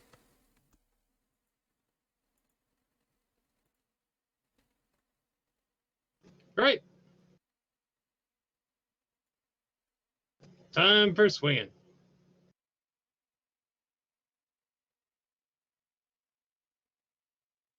Fuck. Yeah, I wish it gave you damage too, but hey, it's a early spell. 9 to hit. That is a miss. Okay. Good. So it cannot use its polar vortex at this turn, so it will. Nobody. The only person who has actually injured it is up there. Yep. See how stupid this thing is.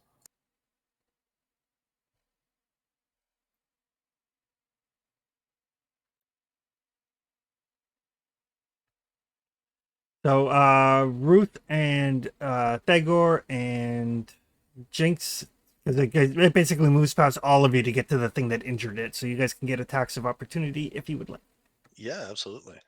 Will I still be able to do my ultimate plan this Yep. turn? Okay. Yep. Yeah. Yeah, I will take a swing as it goes by me. Oh, sure. There we go. I'm at 2 Banes because this is the second turn. I'm horrified and feeling the effect. Yep. Wait, it's only 1. I can neutralize 1. 16 damage, Chris. Okay. Got it. I totally missed. I missed, but that's fine. That I feel it's fitting that I missed. Yeah. Alrighty. It would very much like to eat a thing that hurt it. Yeah, I'm gonna help you out too, Jinx. So next turn. It went fast though, right? Oh, that's right. It did go fast, so it can only move. So yeah, it comes like rampaging up, and it like dwarfs the building. That will It's time to nope out of here. that will take us to Bismarck's, Jinx, and Sif. I'm on slow. I'd like to basically move in the building and try to start the fire. Okay. Let's call it an agility check because you're kind of trying to do this under duress. Sure. I will gladly use his agility. I have the Bane.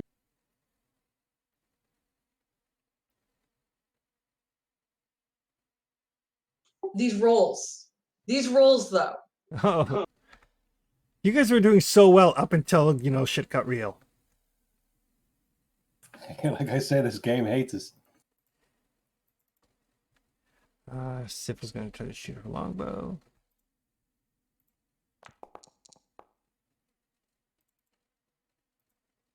However, the game likes it when you roll for Sif. Oh wait, it's not the flail. That's why it's working.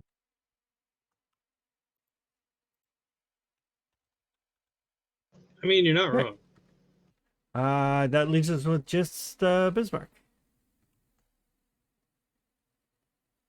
All right, I'm going to use a triggered action for celerity. Okay.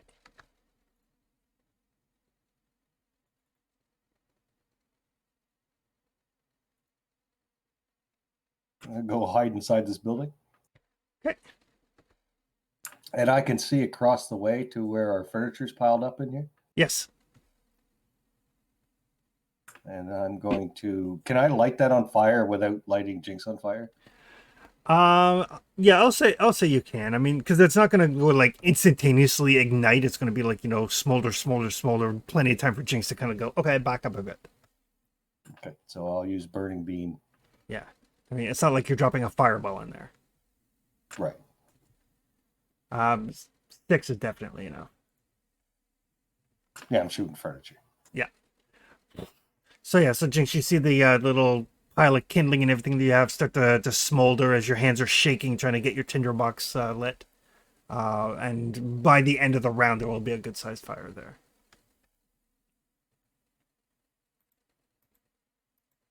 I'm Back probably to not you. fully aware that it's completely not my doing. Yeah. You did a great job. Meant to do that 100%. And I do need... Ruth is just out of the way. Sif needs to make a strength check.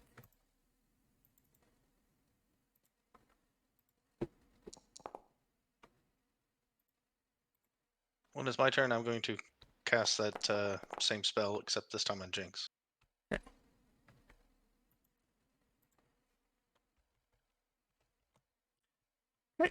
That is the end of the round. Everybody can decide if they are going to do fast or slow.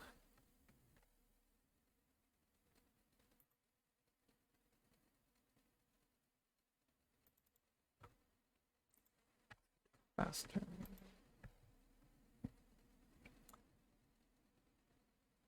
Do slow this. Okay. Everybody is on slow this time, so you guys are all up before it goes. All right, I will.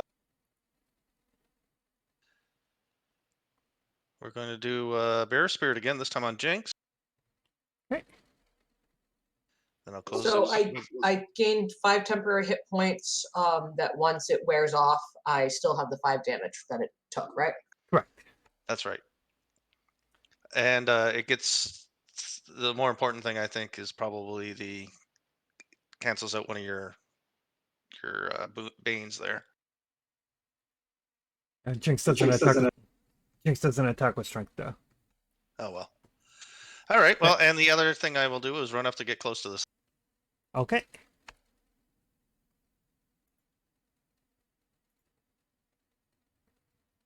Alrighty. Mine's pretty easy, so I'll do mine. Okay.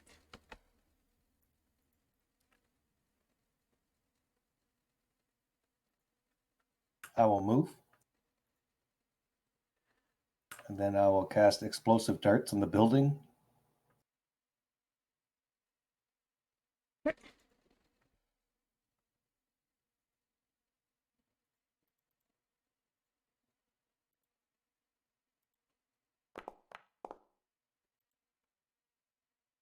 Making sure that it's like over here, right?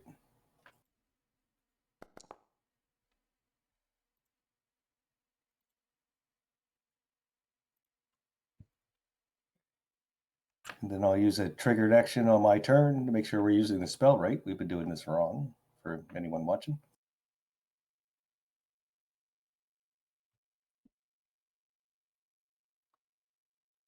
So it failed. 2. So full damage. 10.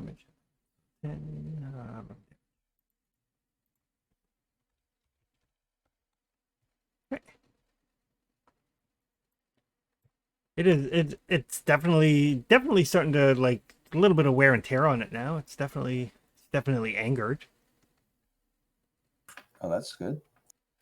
That will bring us to Jinx, Sif, and Thagwar.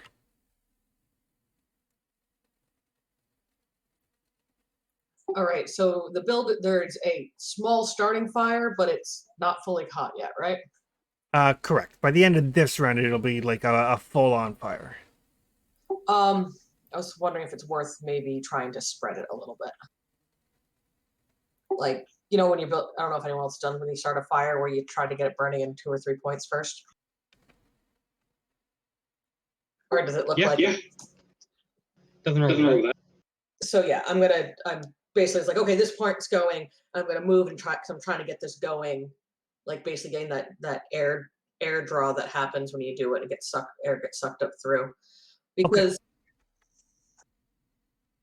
so yeah, I'm gonna do one more turn trying to get this fire going. Okay. Ability? No, you don't really need to make a roll for the shoot.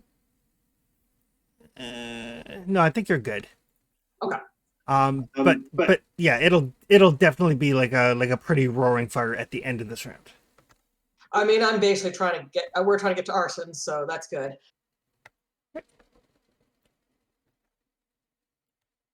All right. Sif will withdraw so she doesn't take the attack of opportunity, and then move so out of the way. Leaving us with Thagor.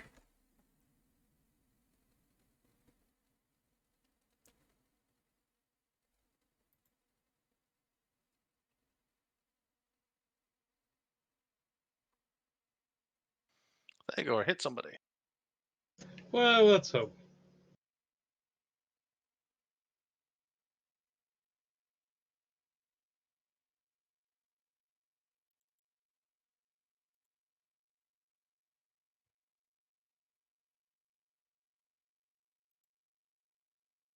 Ah, that might do it.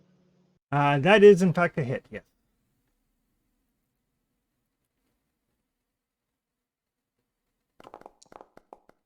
$13 damages. All right. So yeah, you run up and you unlimber the warhammer and you smack, and it does have like these kind of plates over its vulnerable parts, but you do strike it hard. It kind of resonates. The creature kind of wails and like turns around and stares at you.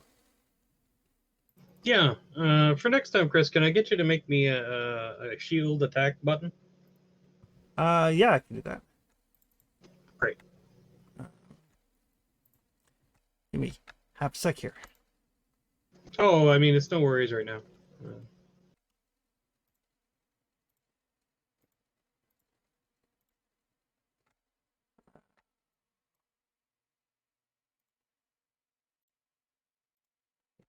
Fairly quick. I think damage for shield is 1d3. Yeah, that sounds about right.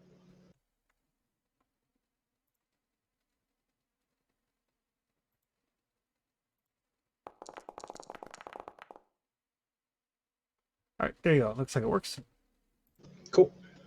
Alrighty. Back to our creature trying to eat Thagor.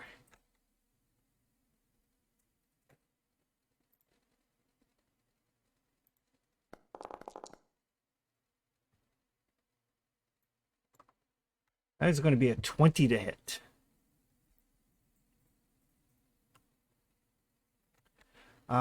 So.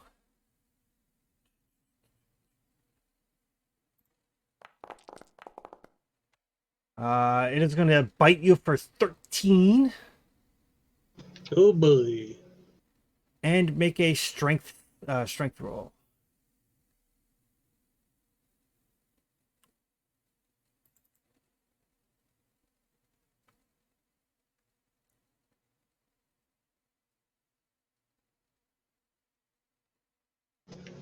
Good. So you are also slowed. So slowed means you can only take a slow turn next round, and you do everything at 1 bane.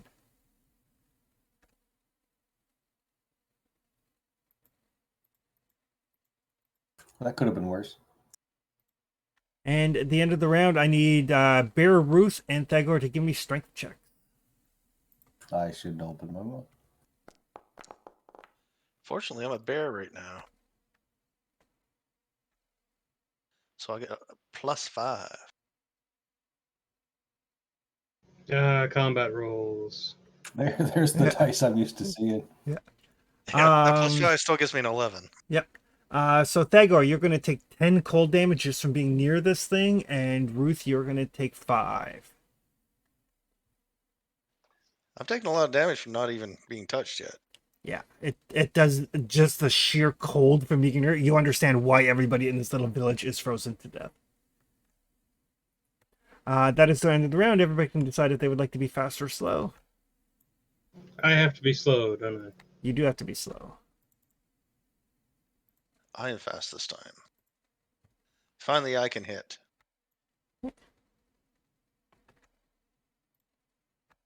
All right. So we have. Oh, shit, I forgot to turn my monster. I was going to do my monster on a fast turn. There. All right. So that'll be Ruth and Sif on fast actions. I'll get a clot with a big roar.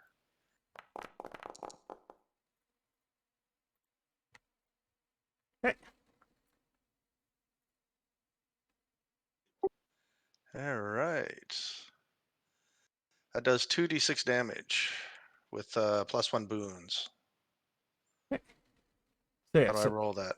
um. Just 3d6? No, it's 2d6. The +1 boon is already calculated in.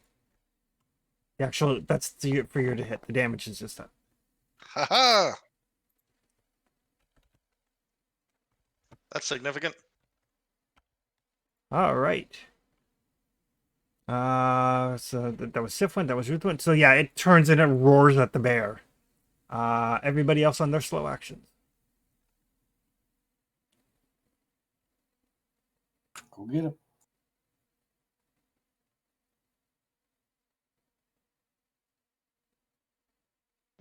Good.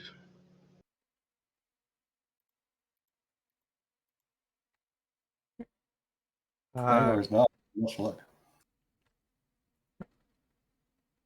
So Jinx, your fire is going. What would you like to do? Well, until the fire spreads completely, I'm gonna try to use the door frame as a little bit of cover. I know I'm only gonna have a short period of time.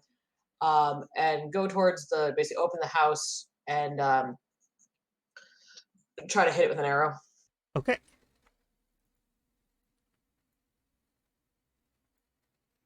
So I only have the one bane now, and I can cancel it out with my normal boon. So I get to roll it straight. Yeah. And I rolled a 2. Oh. It's like a competition between Thagor and Jinx when it comes to combat. I am trying so hard. But the worm is going to turn its attention to the bear. Oh, this hasn't gone yet. Ah. Oh, I forgot I was going to do my second wind as well. Hang on. Okay. All right, Bismarck. There we go. All done.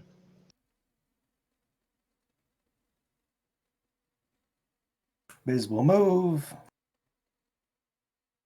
And I don't like rolling to hit, so 7 damage. All right. It is still going to attack a bear. Quick, Ruth. Disengage or run away. Then I can hit it. That is a 22 to hit, Ruth. For 14 damage.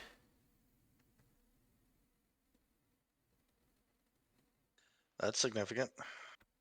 And a strength roll. My strength roll or his strength roll? You have to make a strength roll. Because it's so cold that as it bites you, you are not slowed. Yeah, I'm not rolling very good right now. Everybody can decide if they would like to be fast or slow. How long am I slowed for? Just for the one round. All right. Oh, and end of the round, I need Ruth and Thagor to give me strength checks.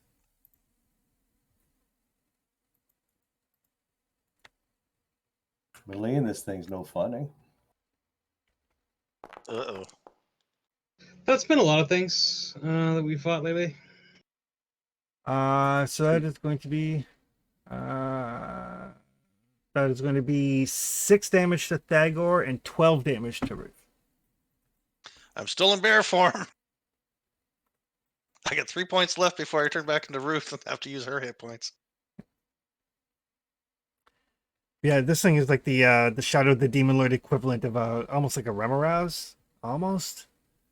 But this is the much toned down version. Yeah, it doesn't swallow you for 10d10 damage or Yeah. something.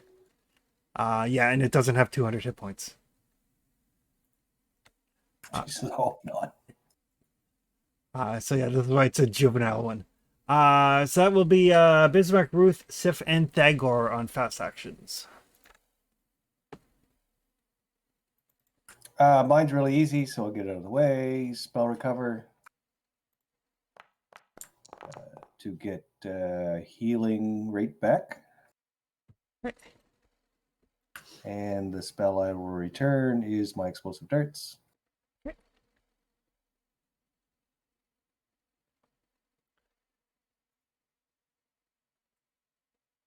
Ooh, getting low. Well, half dead. Gonna try and thwack one more time. Having the healing rate of 15 is super handy. Yeah, it beats my 6 by a lot. 17 to hit. 17 is a hit.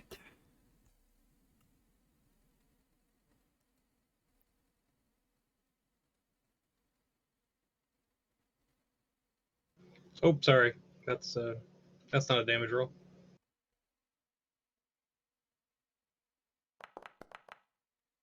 $11 damage. Alrighty. Ruth is up. I'll take another swing at her. Okay.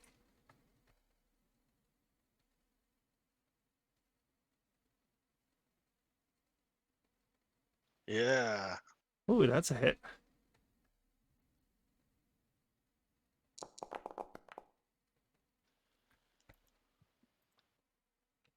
Ten and a possible 12. I'll take it.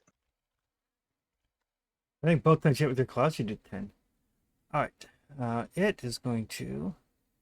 It's a moderately dumb creature. So it is going to move to there. So Thagor and Ruth can both get swings at it. How considerate.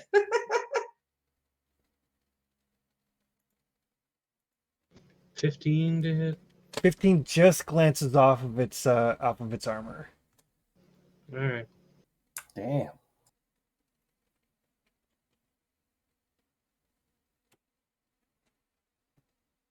I'm pretty sure my rule is going to stay either under 5 or be like 20. I think I have no other option tonight.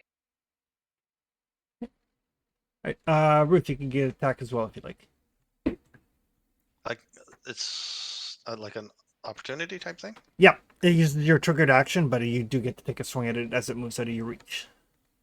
Never mind. Oh wait, I got a +5. I might have hit it. No, the +5's already counted in. Okay. As No, you no, roll- yeah, I know, but I didn't know how hard it was to hit. Gotcha. No, that's a miss.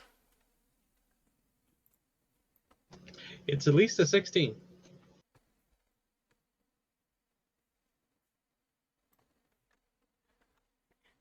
So I'm going to need Ruth and Thagor to give me strength checks from its polar vortex. This is the one that's going to send me back to Ruth form. Don't complain, you have another 4.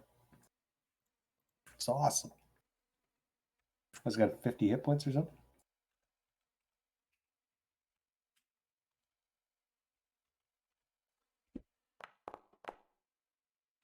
Alrighty, so that is going to be 7 damage to Thagor and 15 damage to Ruth.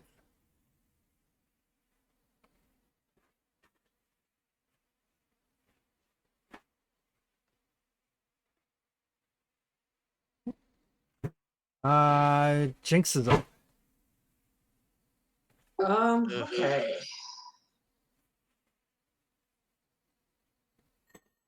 I guess I do the shooting again. this is where that dark. I wouldn't have been able to throw that dark knife anyway. So I will point out, just because Trevor forgets, when somebody else is doing a thing, Trevor, you can use a triggered. Oh, you used your triggered action to Oh. attack. Right. So yeah, Yeah. I forgot to pray for people. Yeah. that's okay. I think we're all beyond prayers. Next time. It's fine. I rolled a 14, which is about as close as I could get, and still miss. 14 is a miss.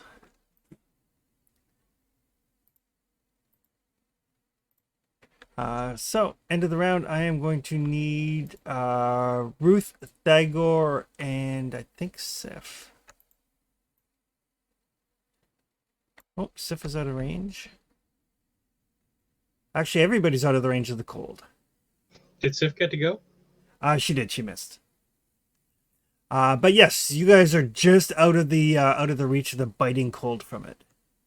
Yay! Excellent. Like the tip of Thagor's nose is a little frosty, and frost is like on his shield. That's how close you are to the edge of it.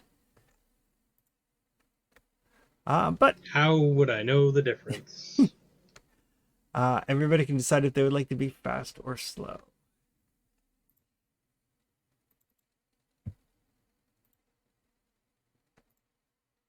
I'll be slow this time. I'll be fast now that I'm here. Providing you've left me any arrows. Oh, you have. Excellent. Yep. I mean, you've missed some, but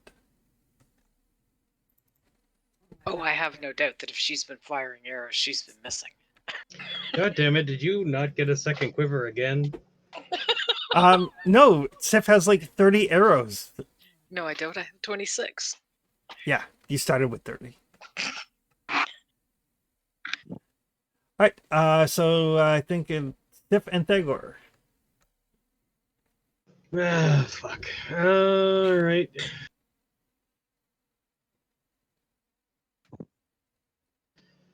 Gonna hang back this turn and shake it off.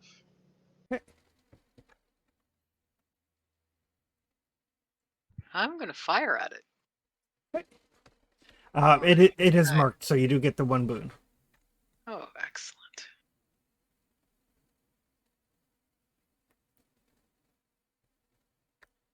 Ooh, 24. There you go. So that is going to be all of the damage. Nice. All 11. Wow. All right. Steph kind of lines up her shot, and kind of as the creature kind of like rears back, looks like it's probably going to do that polar vortex and exhale that thing, and catches the creature right in the back of the neck, and it just slumps forward, like right in front of Thagor, probably, but definitely dead. Oh. Okay. Yeah. Good job. Could have been worse. Someone's has made a lot of adjustments for how bad our rolls are, hasn't he? I'm going to retrieve my arrows. Okay, you can get back half of them. I would like to do the same. I shot 2. I'll get 1 back.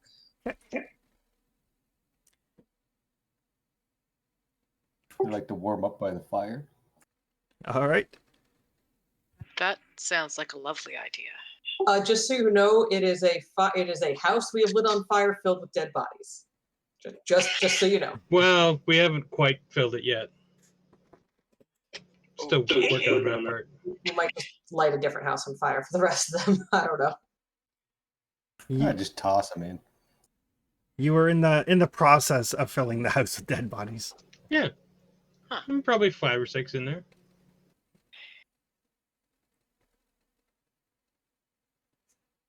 So was it the worm that killed them or this terrible weather? Yes. We're pretty sure it's the worm, which is probably some way connected to the weather, be it here because of it or other.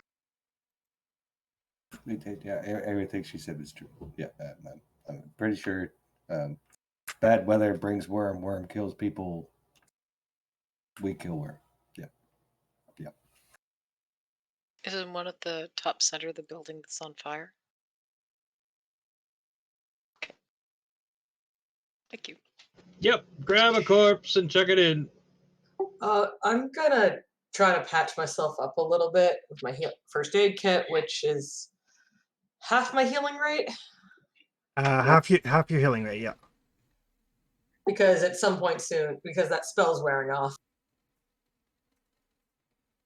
Good plan. So Jinx is kind of beat up, but I've taken a whooping too. Thagor is just gonna get back to work. Everybody gather up that's beat up. I'm gathering. We should all what's funny is the turn that nurse we, ourselves by the heat of fire. what's funny is the turn that we killed it. I was like, okay, my next action, I'm using my recovery. It's dead. Oh, okay. I used my recovery, and I'm really glad it didn't. I didn't move forward because it fell Yeah, you were towards me. like 0.10 away or something. We have 3 wounded people. Thagor is down 12. Funny thing, I am also down about 12, but it's more than half my health. I am Six also down 12. 15. So Jinx, Ruth, and Thagor can heal your healing rate. Thank you. 8. I am fully healed. Who is not fully healed? Me. And Me. I'm only down 4 though. I'm down 15. 15. 15. Okay. There's your healing rate.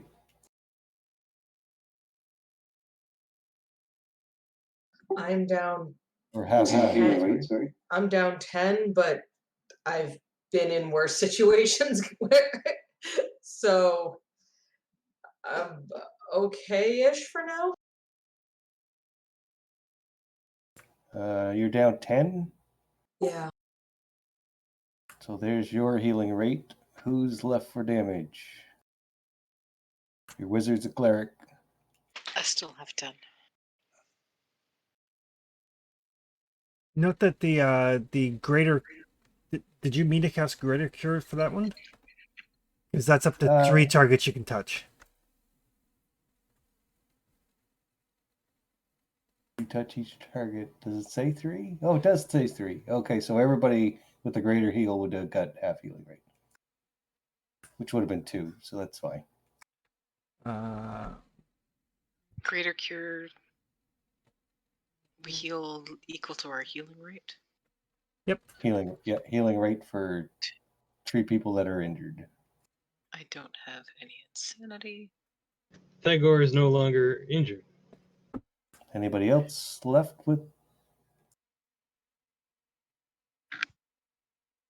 I mean, we're clearly resting after this, right? Yeah. By a big fire.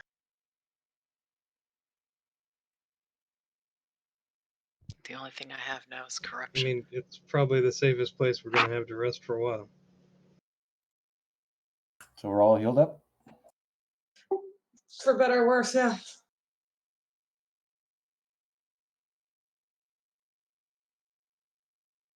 Because I still have a few more heals if we need them. I'm fully healed. Unless we're doing if we're doing an actual full rest, I'll be fine.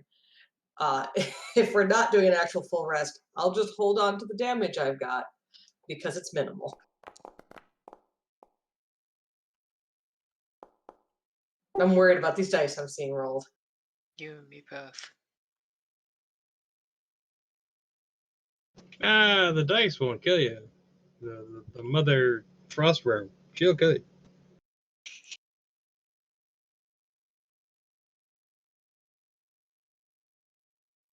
Do we hear drums from the deeps?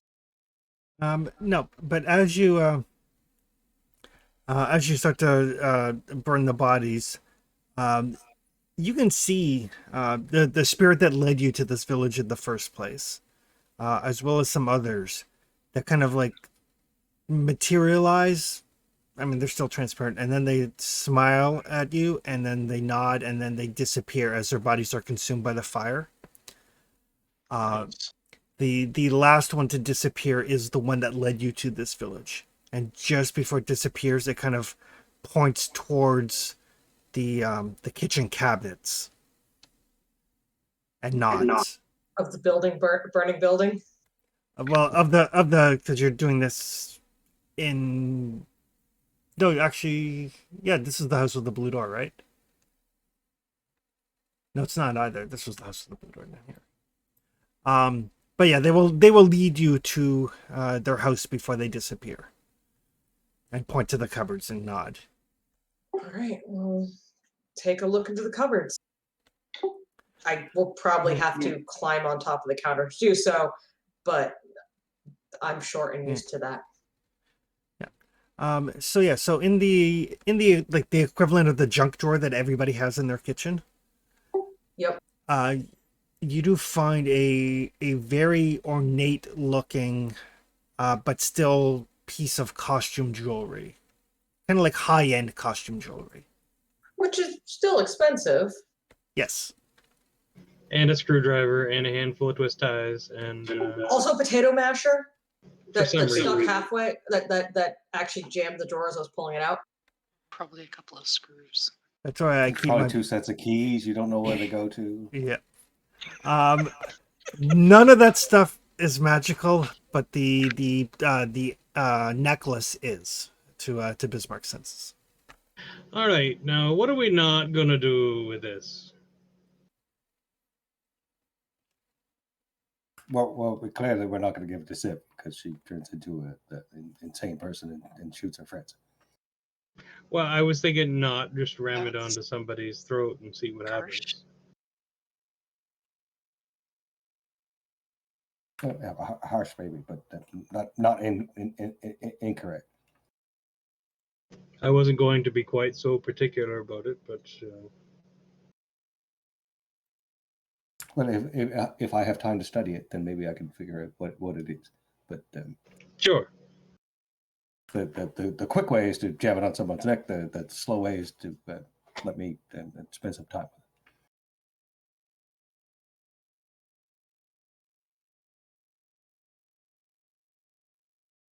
with it. Entirely up to you guys. Based how things went last time, I'm okay with us being cautious. Yeah, proceed. Oh well, okay. I would suggest that we take excuse me, a moment to have maybe camp, and new people can eat, and maybe I can rest and recover, and get wound up and that sort of thing. Yep. Rest would be good. I found fire. I would like to start a fire in a house that is not full of burning bodies for our resting. Okay, yeah, that's easy enough to do. There's several houses here. Yes. I'm just. Yep. I would like to not do all my warming in front of the dead bodies. That's fair. It sounds a little dangerous too because that whole house is going up. All right. So you guys can set up a fire in one of the many hearths. Set up a few watches. Gonna keep your eye open. Oddly enough, nothing comes to bother you during the night. Almost like they are maybe afraid of this giant worm that was in the area. Yeah, I wasn't gonna say odd on that one. That seems logical.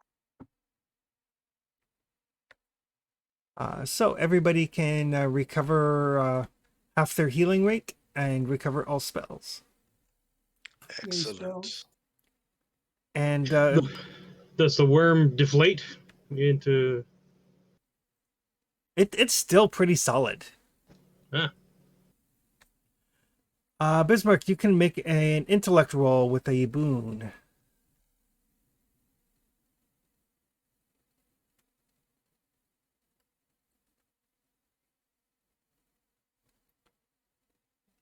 Wow. So yeah, as you spend some time as the the non-clockworks are sleeping.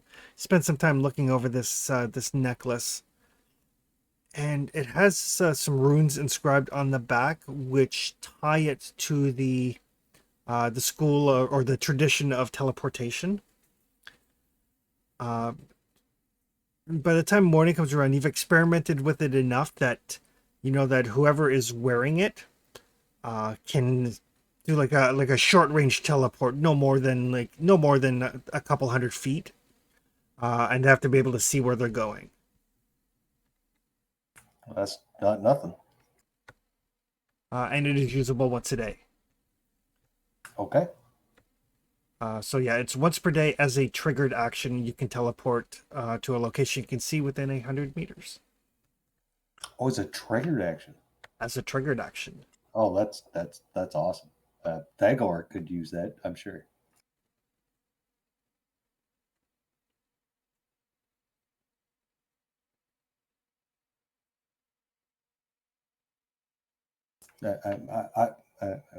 Thagor. So I've studied this. It probably, almost certainly, will not possess you to try to kill Jinx. Almost certainly. I appreciate that. And if you use this word that I'll explain to you, it'll let you teleport roughly 100 feet very, very fast once per day, as long as you can see where you're going. And seeing that your legs are very, very small, and you're only very, very good if you're very, very close. I'm bigger than you, you know. But yes, but I could kill you from a mile away, where you have to kill me from 2 feet away. This would let you get within 2 feet very, very fast. All right. Unless you think somebody else should have it.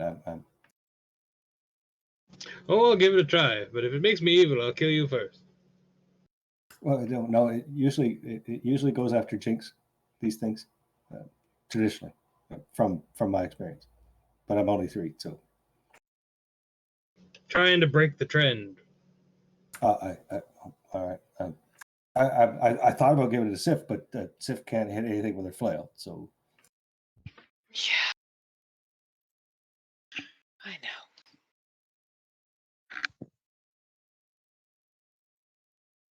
but good luck and try not to go crazy.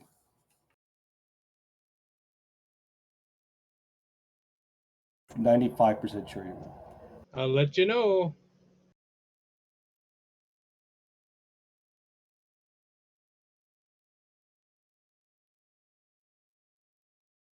Is there anything on that Remoraz that's worth harvesting? Can we figure that out? Somebody can give me an intelligence roll. Outdoor profession would give you a boon. Arcane profession would give you a boon. I'll roll. I've got. Oh no, I don't have arcane profession. That sounds like a Sif. Does sound like a Sif. What would you like me to roll? Intellect. Well, Biz don't know. Do Meh. I get something for the... You get a boon because of the outdoorsy profession. expert guide? Probably eats ice. If it ate rocks, I could tell you more.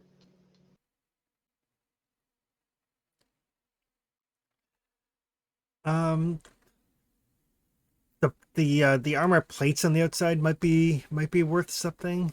You have there's probably something inside it that generates that freezing cold breath, but you have no idea what that would look like or how to like safely extract it. Well, plating for sure. I'll definitely want that. And something generates the cold, but I would be a bit concerned that if we sliced it open, we might accidentally nick whatever organ it is, and that cold would leak out now. Or we freeze our hands rooting around inside trying to find whatever it is. Or we just wouldn't recognize it. It could be two things that mix together somehow, that it breathes out, and we might not even recognize what organs are providing those liquids, gases, whatever it happens to be. But the good news is it's not going to decay here. It's too cold, so we could when we get home we could look it up, and then maybe we can come back and If we put it somewhere where other people wouldn't come across it or scavenge it, yes. we This could is try the that. place. Haha. Plating is definitely something we should take with us. well, that should be easy enough.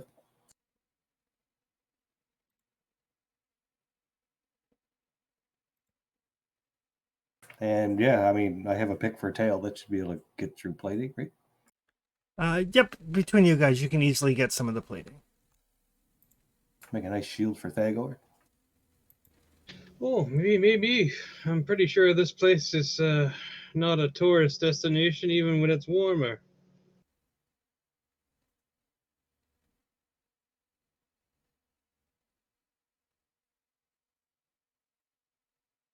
Does the place seem like it's still unnaturally cold or just horrible winter cold?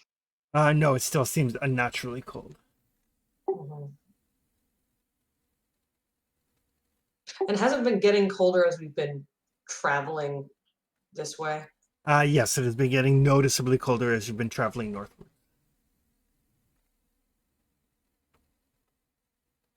Well, I suppose we might as well keep going. There's a herald we need to find, or Father Winter, or something.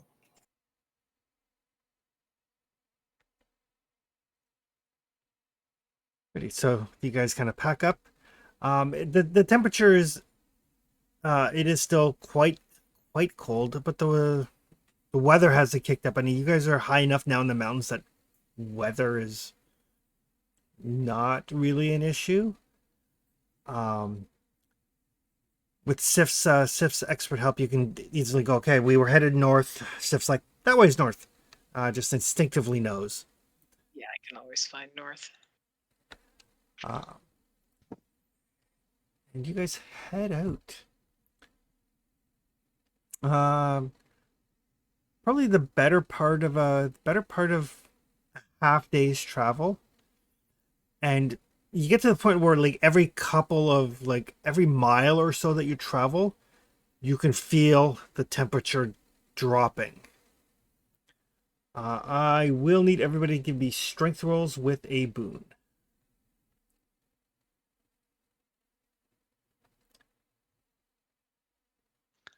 Tony just stepped off for.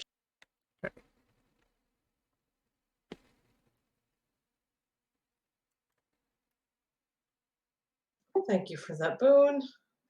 Thank you for the boon.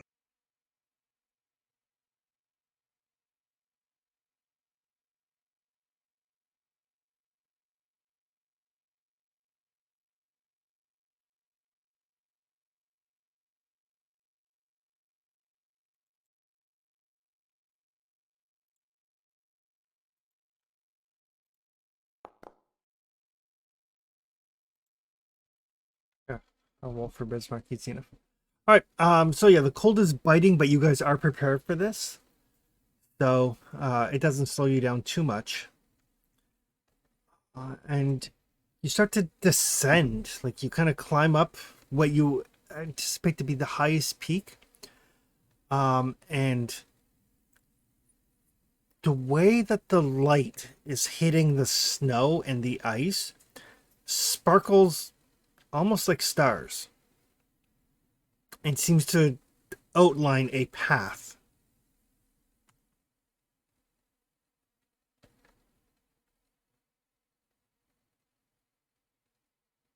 The stars outline a path? The way that the light, like the sunlight, is hitting the snow and the ice causes like this kind of twinkling effect in places, and it looks like a path of stars. Oh, I should point out actually for both Anita and Tegan, in the journal tab of Foundry, there is a prophecy that Bismarck uncovered.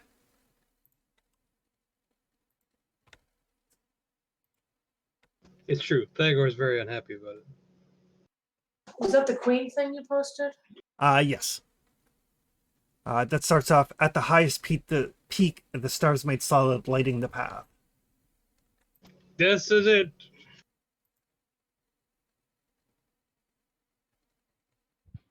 Sorry, which section is it in? I'm in the journal, but I'm not seeing anything.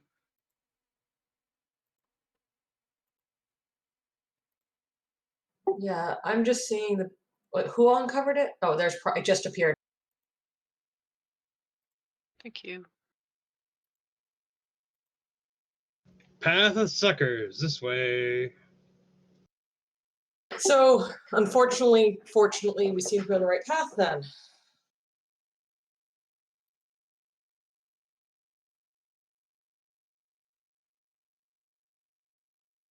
I was really hoping that other group would show up.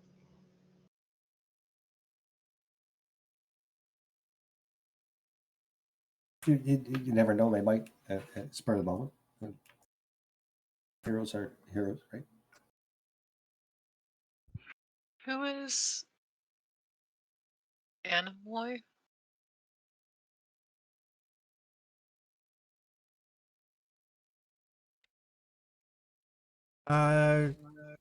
Ruth, you can make an intellect roll with the boon. I would need it.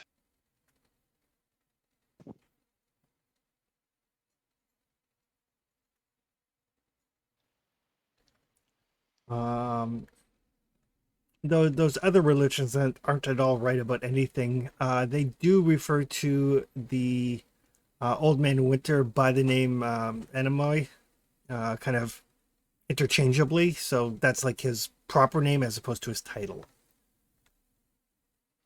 Rude.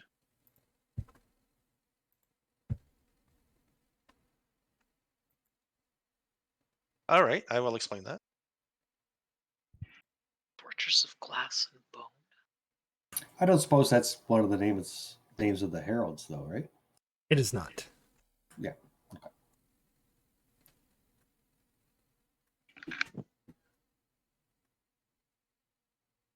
It's also It interesting, would- of course, because generally, whatever's happening bad, but also getting completely rid of winter is also bad. So, yikes. Who would his patron be? Oh, there's no good things to be had. Yeah. I don't think we want to kill winter as opposed to save summer. Yes, we Yes, still we use still- winters. We just want to restore balance. And maybe just maybe hobble them a little because the summer is clearly better than winter. Winter just sucks. I don't generate my own heat. All right, well, it looks like we have a path.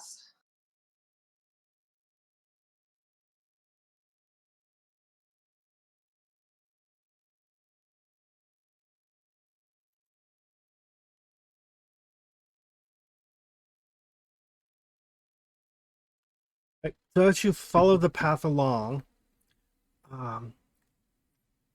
seems to lead into a little valley, kind of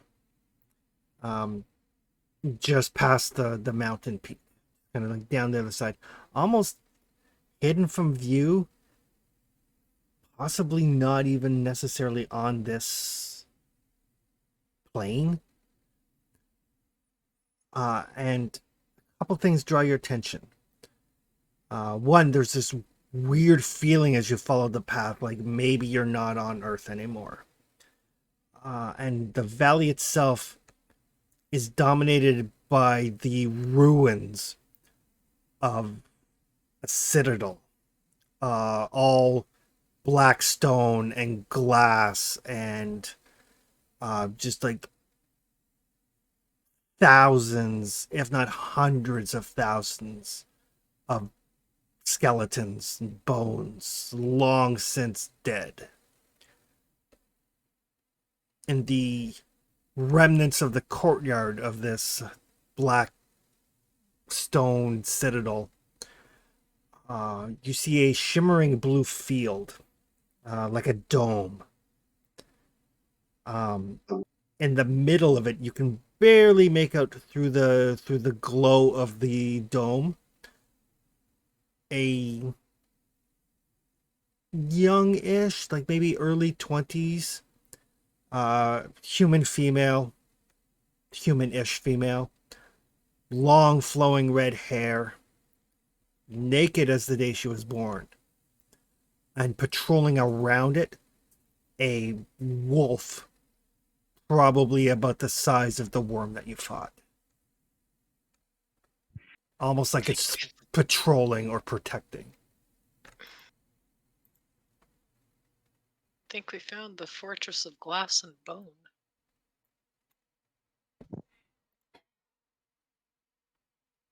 Yep, think so.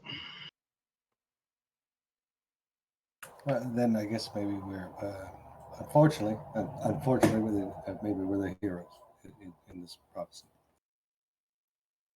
Aren't we supposed to be not listening? Well, I was afraid it would come to that.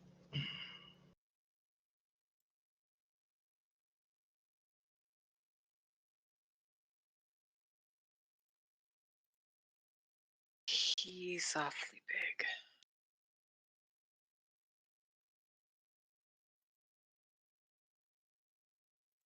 You want a pretty good treat? Or a stick? Pardon? Don't dogs they like treats and cheese sticks? All right, you guys go rescue the girl. I'll keep it busy. I think he's less a dog, more a wolf.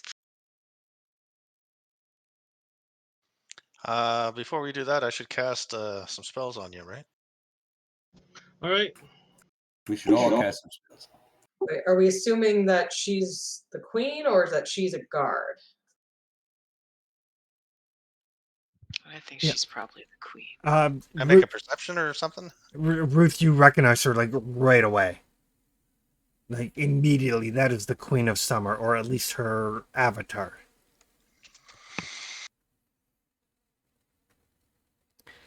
And you can actually, you and who else is taking like a magical profession, like a magical history profession? I have a profession in magic. So Ruth and Bismarck, both of you can give me intellect rolls with a boon.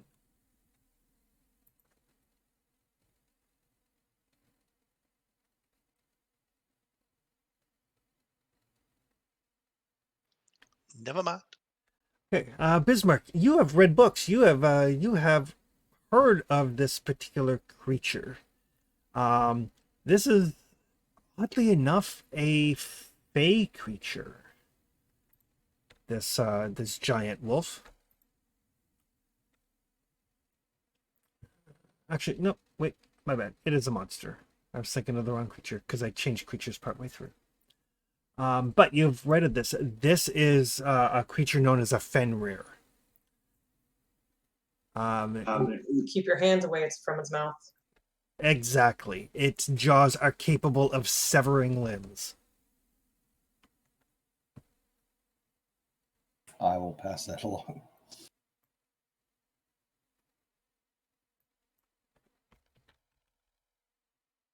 Can I tell anything about what's keeping the girl stuck? It looks like it's some sort of magical ward. You would have to get much closer to it to study it.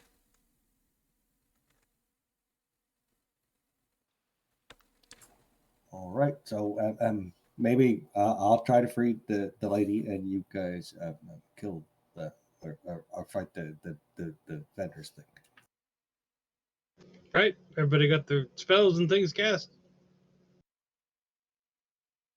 One more.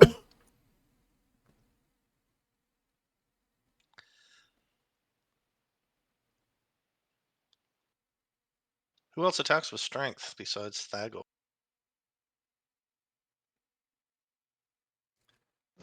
Just me, baby. I'm not sure what my longbow uses. Agility. Okay. And the flail is strength. Flail is strength. Your claws would attack with strength.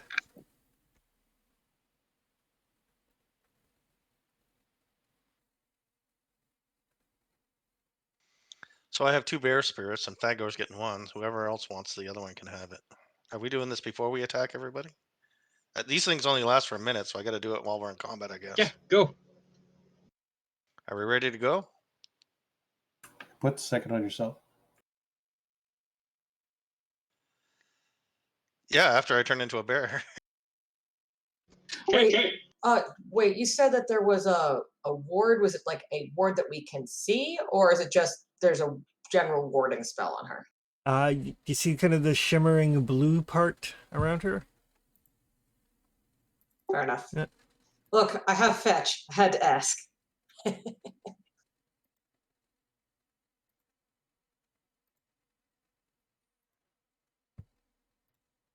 There, I'll make it a little bit brighter. All right. A little bit more obvious as to where the ward is. Thagor is gonna speak his magic word, Okay. There's a damn troglodyte. and he's gonna death from above the wolf creature.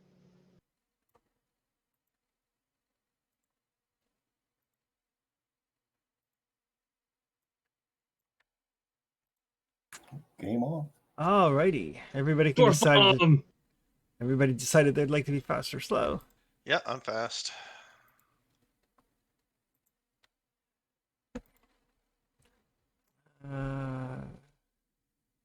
Fenrir would be slow. I'm only Alrighty. gonna get one swing, and then I gotta log into work. Okay. Alright. So Ruth, Sif, Thagor are all on fast action. I use my triggered action to say the word. Okay. Teleport in. Onto a wolf. Okay. Then smack it about the head and shoulders.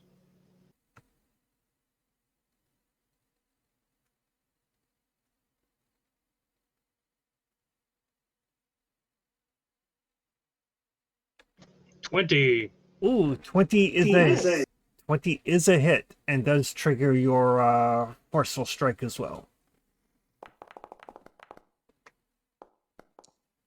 Awesome. That's going to be 21 damage. Hey, you got one swing. You made it work. Good lord. Very nice. And I don't know if I get to try to land on it or beside it or whatever. You can make an agility roll to land on Oh it. God, why's it got to be agility?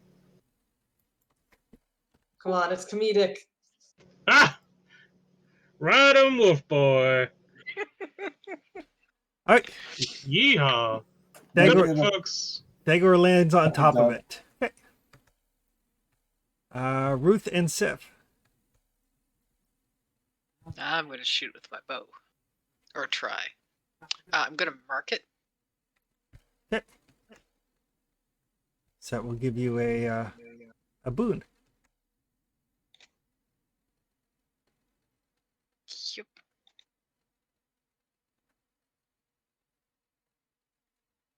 I'm casting Beast Within. Okay. So I get the glowy eyes, red, yellow eyes, and claws and stuff. Okay. Let's get ready to use my new thing. Yeah. All right. The 13 will miss. It bounces off of its hide. Yep.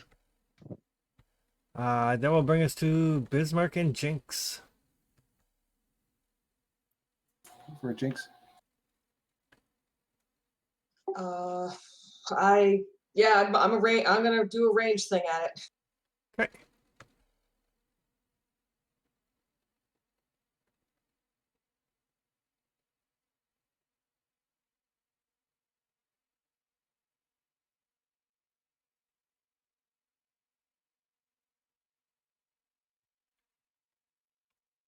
I And- don't know why it rolled 2d20s, but it looks like I missed either way. You did miss either way. So yeah, you're like trying to get a shot, but Thagor's like hanging onto its back, and you can't quite get a clean shot at it. When you finally let go, it just glances off some nearby rocks. That'll take us to Bismarck. I will move up. Okay. And yeah, as you get close, you can see that there are like runes that looks like they've been like carved into the rock, and then probably activated with blood. Can I try to decipher what I'm looking at? You can make an intellect roll. There will be net 1 bane. Ouch. Ooh. Okay.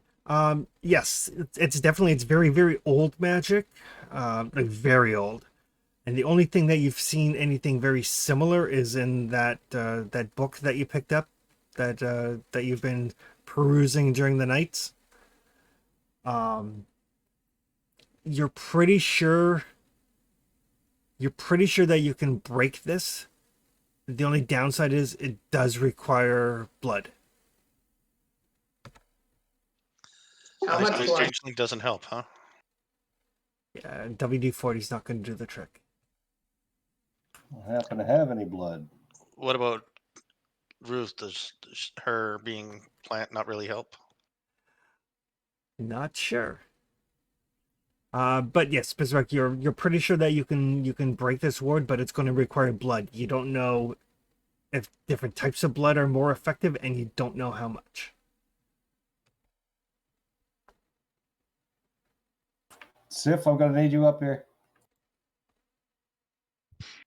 Okay.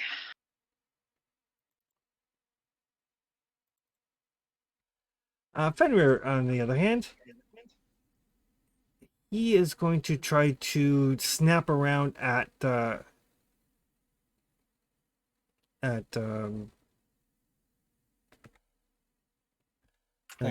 Thank you.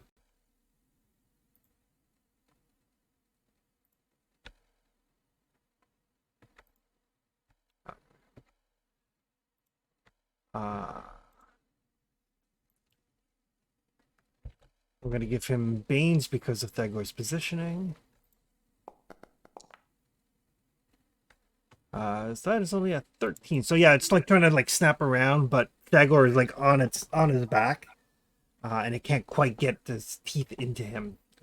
People could decide if they would like to be fast or slow.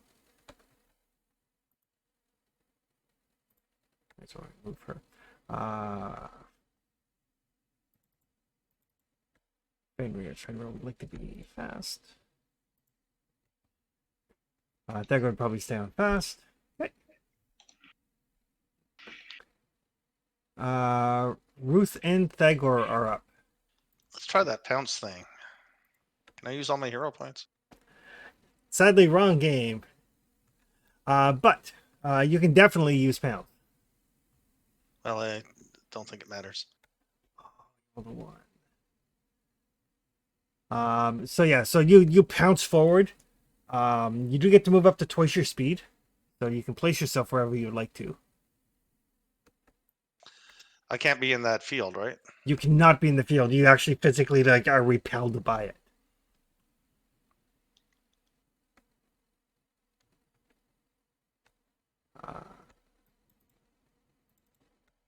Thagor will use his Warhammer.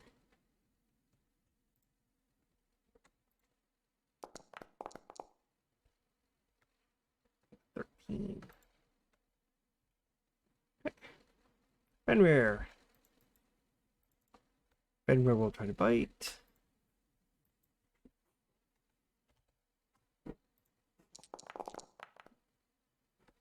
Ooh, Fenrir gets a 5. Dagger is doing well because of his positioning. That will bring us to Bismarck, Jinx, and Sif.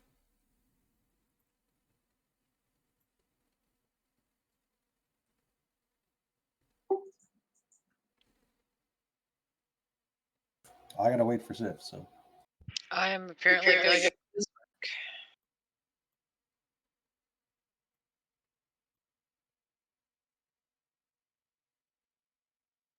My speed is 10. How far away did you get? Oh, I'm good. spacebar. What do you I- need me for?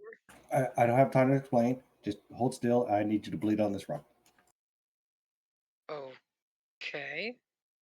and I'll grab her wrist and take out my little scorpion tail and slit her wrist. Ah!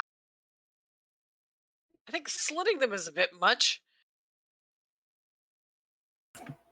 Yeah, she said okay.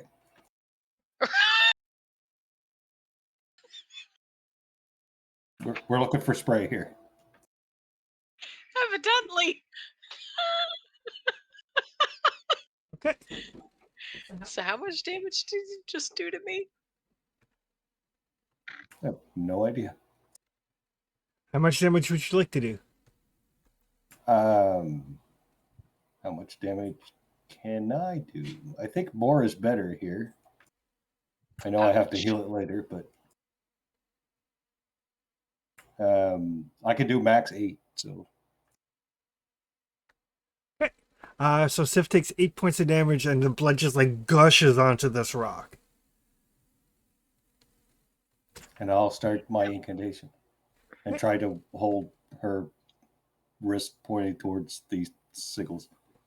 Okay. That will bring us to Jinx. Taking a shot at the dog. Okay.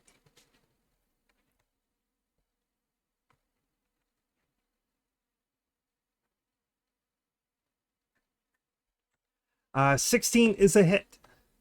Okay. It's 3d6 I'm adding on now. Yes. Yes.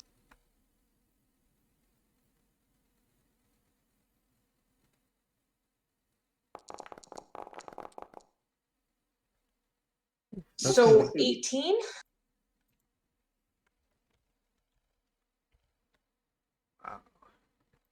Oh, Jinx hits hard. Once in a while. That will bring us to the end of the round. Everybody can decide if they're going to do fast or slow action. I think I'm stuck just bleeding here. Unless you don't need me to continue bleeding. I'm wondering if there's. I'm wondering if the blood needs to be in more than one location. But Jinx isn't involved in that.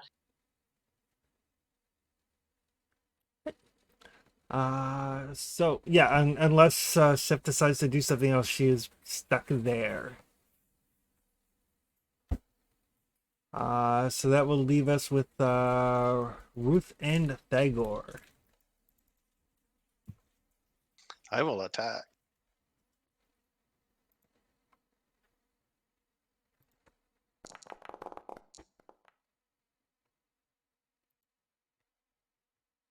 It's been a while since I used claws. We've been agility. Well, I think I can just click claws right now since I'm not a bear. You added. Oh, I did add claws to you. Yes. Never mind. I'm rolling like normal. As is Thagor. But Fenrir has somebody other than the dwarf on his back. So he is going to try to bite Ruth.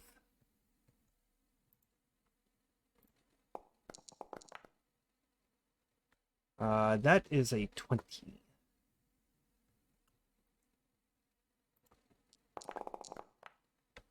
So he's going to bite Ruth for 10. And I need Ruth to make an agility roll.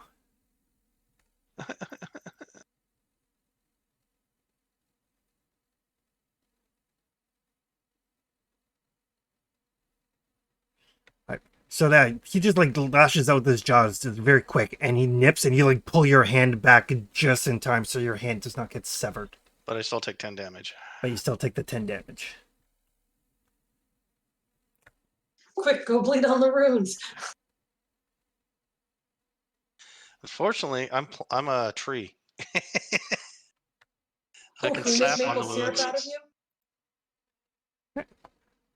So that will take us to Bismarck and Jinx and Sif.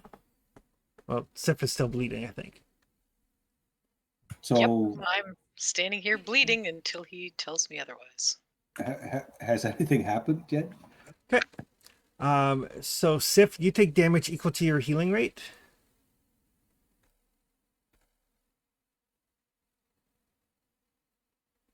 Ouch. So I take 10 more damage?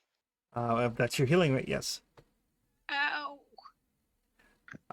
And how much damage are you at now? 18? Out of 43. no, there is not yet any effect. That's not ominous.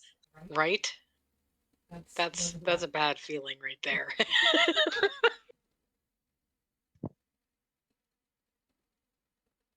I'm sorry.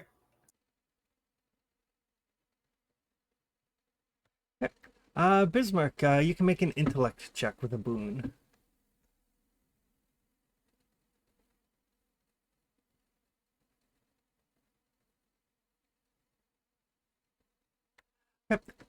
This, or a ritual similar to this, you saw in a book of forbidden magic. Forbidden magic generally requires sacrifice. Like dead? Mhm. If only you'd rolled a 15 on that first roll. You know that blood will break this. You know about that because you read it in a book of forbidden magic. No such book exists. No such book exists. Intuition. Yeah, I'm gonna spray more arterial blood. Yeah. I'm a very good healer. I think I can bring her back. Yeah, Sif is bleeding profusely. Her day's got to get a whole lot worse. Jinx is up. Shooting a dog. It's okay. Because we're from where I am, I don't realize that Sif's possibly about to die. Damn. Oh, 24 is definitely a hit. And it's is it enough that I get the second attack? Yes, it is. Okay. At which point, I'll point out that if Ruth hits you with a prayer, so you get a boon on that second attack, it will trigger your trickery again, but not your backstab. Well, let's do that.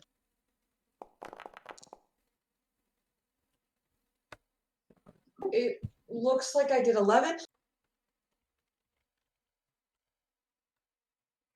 Got it.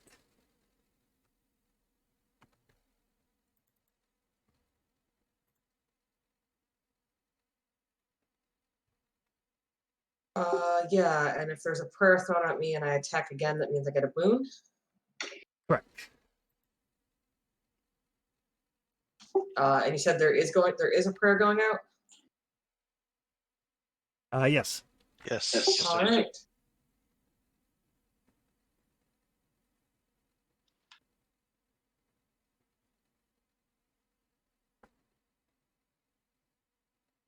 Meh.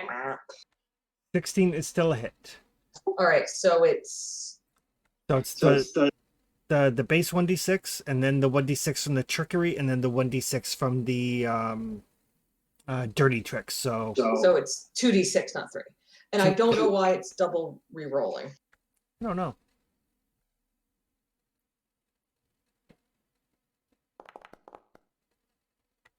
Looks like 8 total. Perfect. So yeah, you sink in the first arrow, and you hear Ruth muttering something under her breath, and your aim just seems to auto course correct as you're now in full on hunt mode as the spirit of the Horned King is paying attention now, and you sink 2 arrows, like perfect grouping, right in a vulnerable spot of the Fenrir.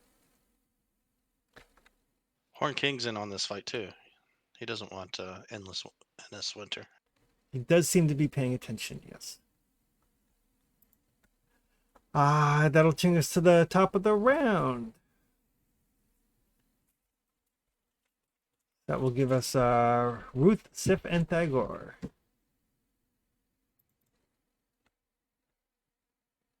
I think I bleed. You take another 10. I think I turned into a bear.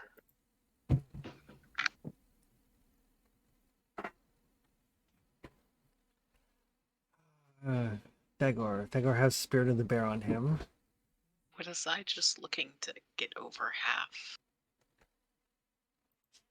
Damage wise.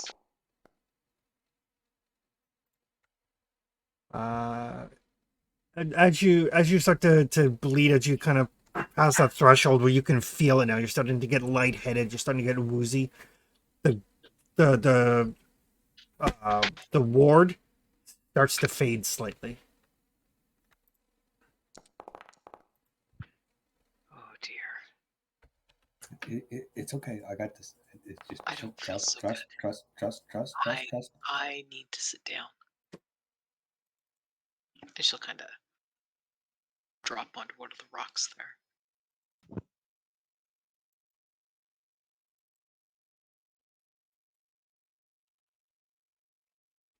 Thagor basically kind of like flings the seal, draws out his great axe, and like embeds it in the back of the head of the Fenrir. Is now kind of hanging on with the axe embedded in its head. Ruth, I turned into a bear. you turned into a bear.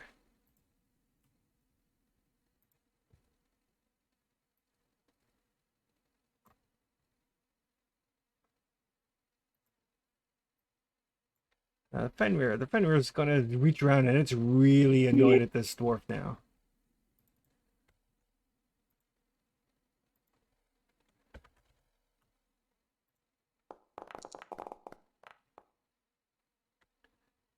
That is a 16, even without the shield. That is not going to hit.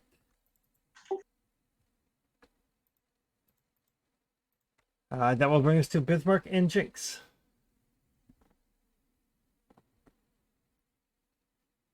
I'm still trying to break this thing. Make a say one more intellect roll as you're basically trying to parse the information. You see the word starting to fade.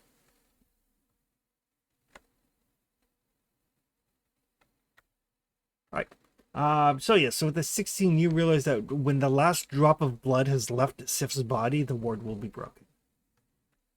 Do I think I could heal her after that last drop comes in? You can certainly try. Oh no. I'm Yikes. going to certainly try.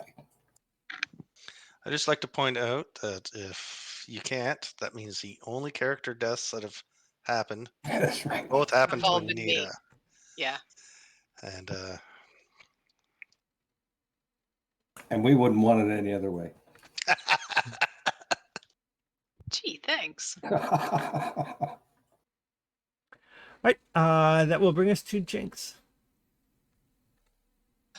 Dog shoot. Suppose the dog's not the dog bleeding on things isn't helping. That'd be too convenient. He actually seems to be leaking shadow. That's interesting.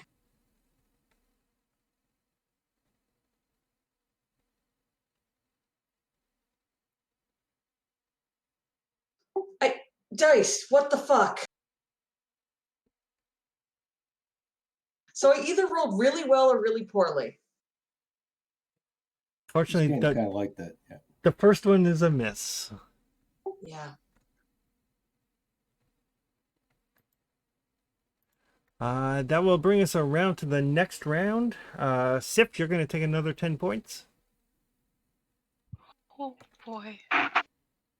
That puts me at 38 out of 43. I have 5 hit points left. Just, gonna toss that out there. We got this. Oh, You probably do. I'm not so sure about Sif. The Horned King's with us.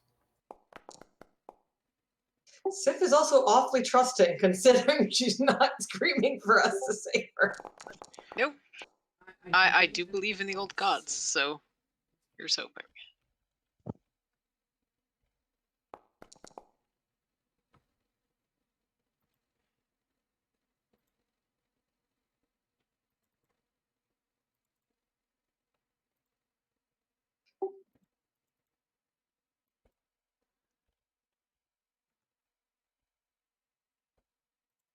Right, so yeah, Thagor's just on back there, just like going to town with his great axe, like wielding it in two hands, just carving chunks out of this Fenrir. Ruth. Ruth is going to attack now. Right. As soon as I get animal.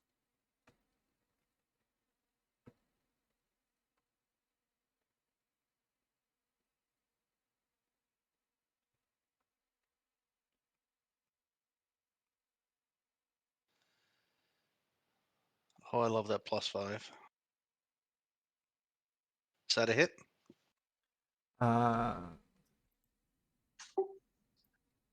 Yes, 17 is a hit. So because you already have Beast Within active, you'll do an extra D6 damage on top of this. Sweet. Never mind. Hey, every little bit helps. Right. This one's a swingy game, eh? Fenrir. Who's Fenrir going to attack? Fenrir is still awfully annoyed at Thagor.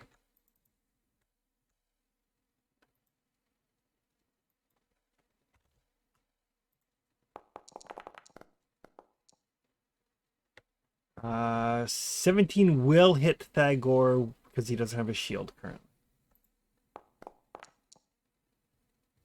For 11. But not a 20 or higher, so I'm not going to bite a hand off.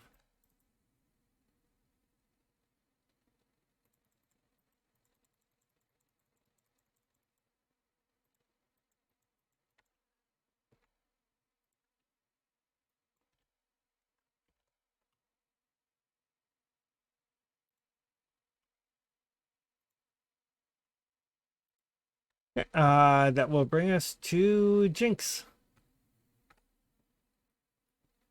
Once more healing. Okay.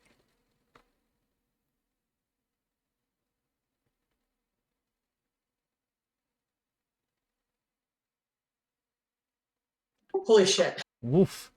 You saw it like almost stop on that too. Oof. That is like as high as. Yep. That's the highest roll I can do. Well, almost. I didn't roll a 6 on my boon. But yeah, that does trigger all of the things.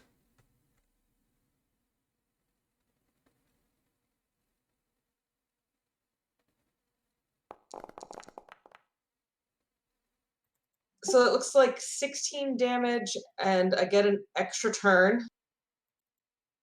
I don't know if there's going to be a prayer on that one. Sure, take the prayer. I can do it Oh, every no, round. no, prayer comes to biz. All Okay. right. Take the prayer for biz. Do a second one.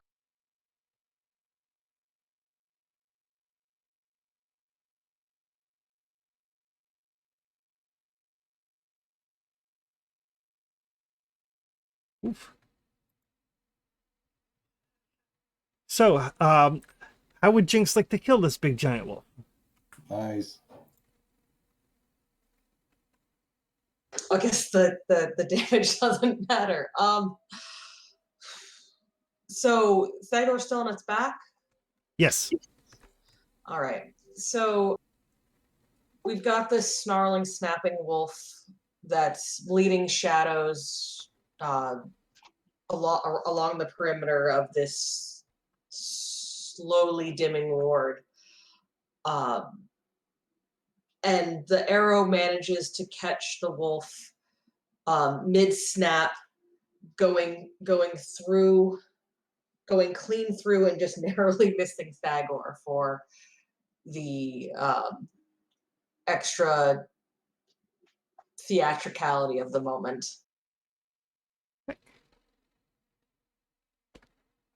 As the wolf collapses under Thagor, he kind of like tucks and rolls. The wolf slumps. At about that time, since we're turning over to the next round, Sif just drops the last of her blood, spilling out onto the rock, and the ward drops.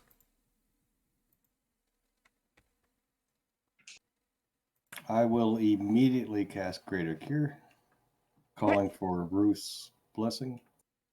Take I it. don't think it matters, but I'm going to try it anyway. This is the level 3, so best I can do. Sorry, I need it.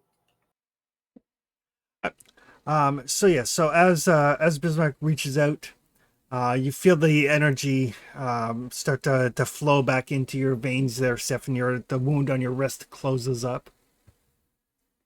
And you heal equal to your healing rate. All right. Whew.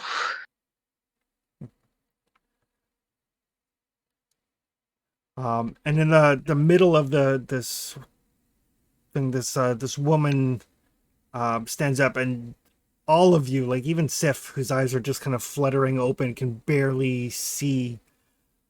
None of you are capable of forming coherent thought as you look at her. And as she kind of like gets to her feet and kind of like shakes out her hair, and you can feel this presence, this aura kind of dimming as she kind of like reels it in, so that she doesn't completely overwhelm you and drive you all insane. Appreciate that. So thank you. She kind of looks. This is a very curious assortment. Yeah, I'll kneel. I'm going to heal Sif. And she just kind of waves her hand. Sif, you heal. You feel like this warm, like this, almost like a warm summer rain kind of flow over you.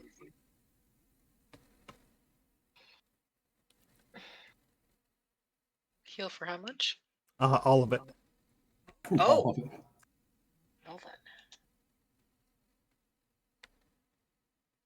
She looks and she says, I have work to do.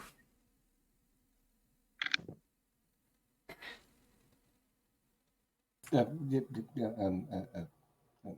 is everything all right? No, things are not all right. Perhaps we can be of assistance. Perhaps you can.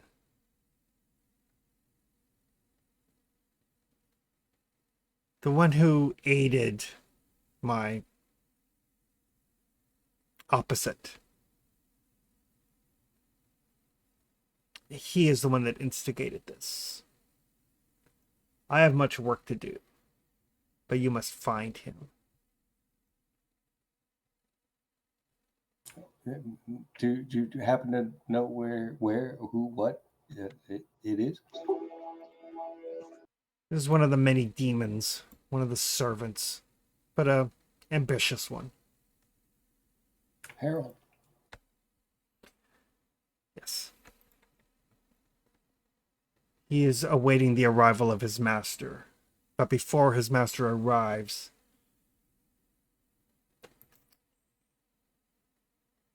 and she kind of grimaces slowly. She's like, "You forced me to tell him where the elves had hidden the Sword of Unmaking.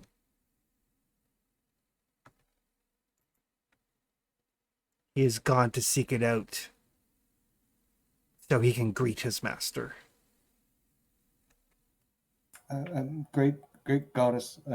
We've we've been making it our life's goal to track down and return the herald to the skies, as you can see, with some assistance from unknown parties. But if you can direct us where to find this creature, we could perhaps possibly aid in preventing his master from coming forth.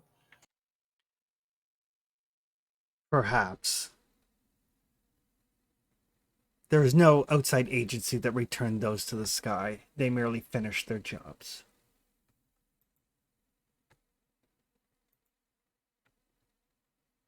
Here, I thought we were making some progress. You have.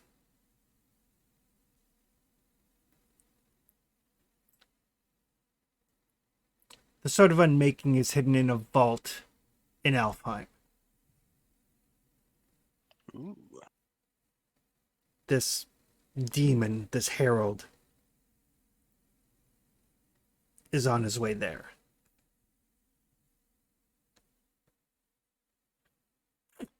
I regret that I do not anticipate the vigor with which those from the hells apply their skills.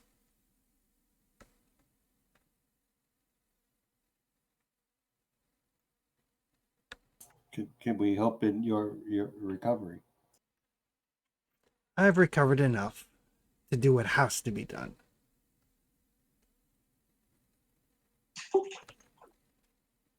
I must take back my lands from my opposite number.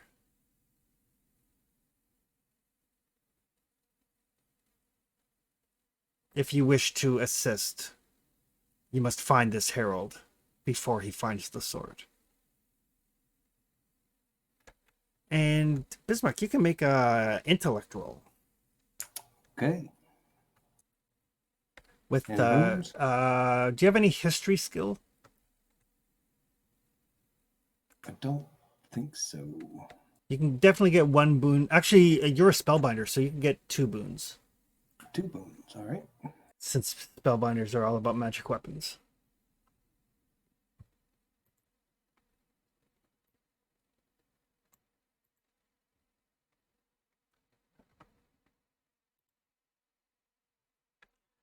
An 18. Yes, you have heard of the Sword of Unmaking.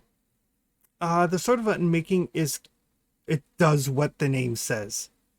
It is capable of killing anything. More importantly, it absorbs their soul and their power and feeds it to the wielder. I don't think anybody needs that. And it was taken and hidden by the elves thousands of years ago.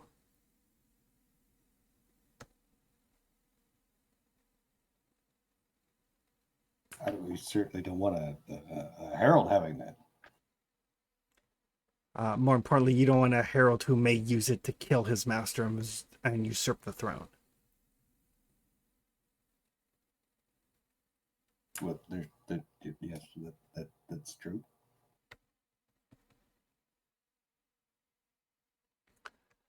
Can we destroy it? You don't know. You would assume from the reading that you've done that if it could be destroyed, the elves would have destroyed it.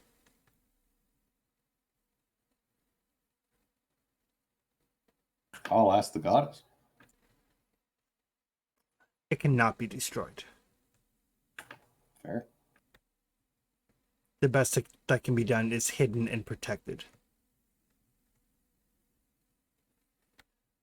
Normally, the elves are not friendly to outsiders, but she'll look at what it says. And Jinx, actually. You do have some fae amongst you. The elves will probably speak to you. But they are not friendly. Or it's possible the herald will kill them all. Hopefully, we can get there first. Yes. If you travel to the Mistwood, from the Mistwood, you will be able to see the spires of Alfheim.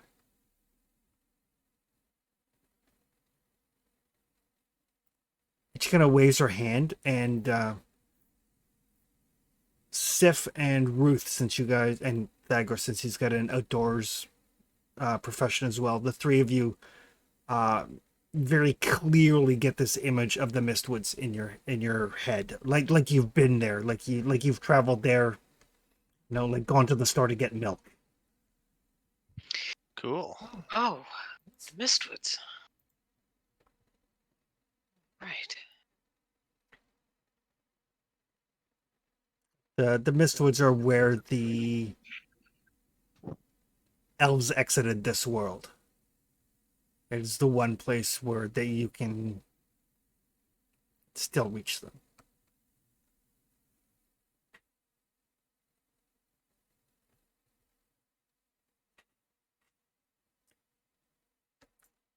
But I have tarried long enough, and I have job to do.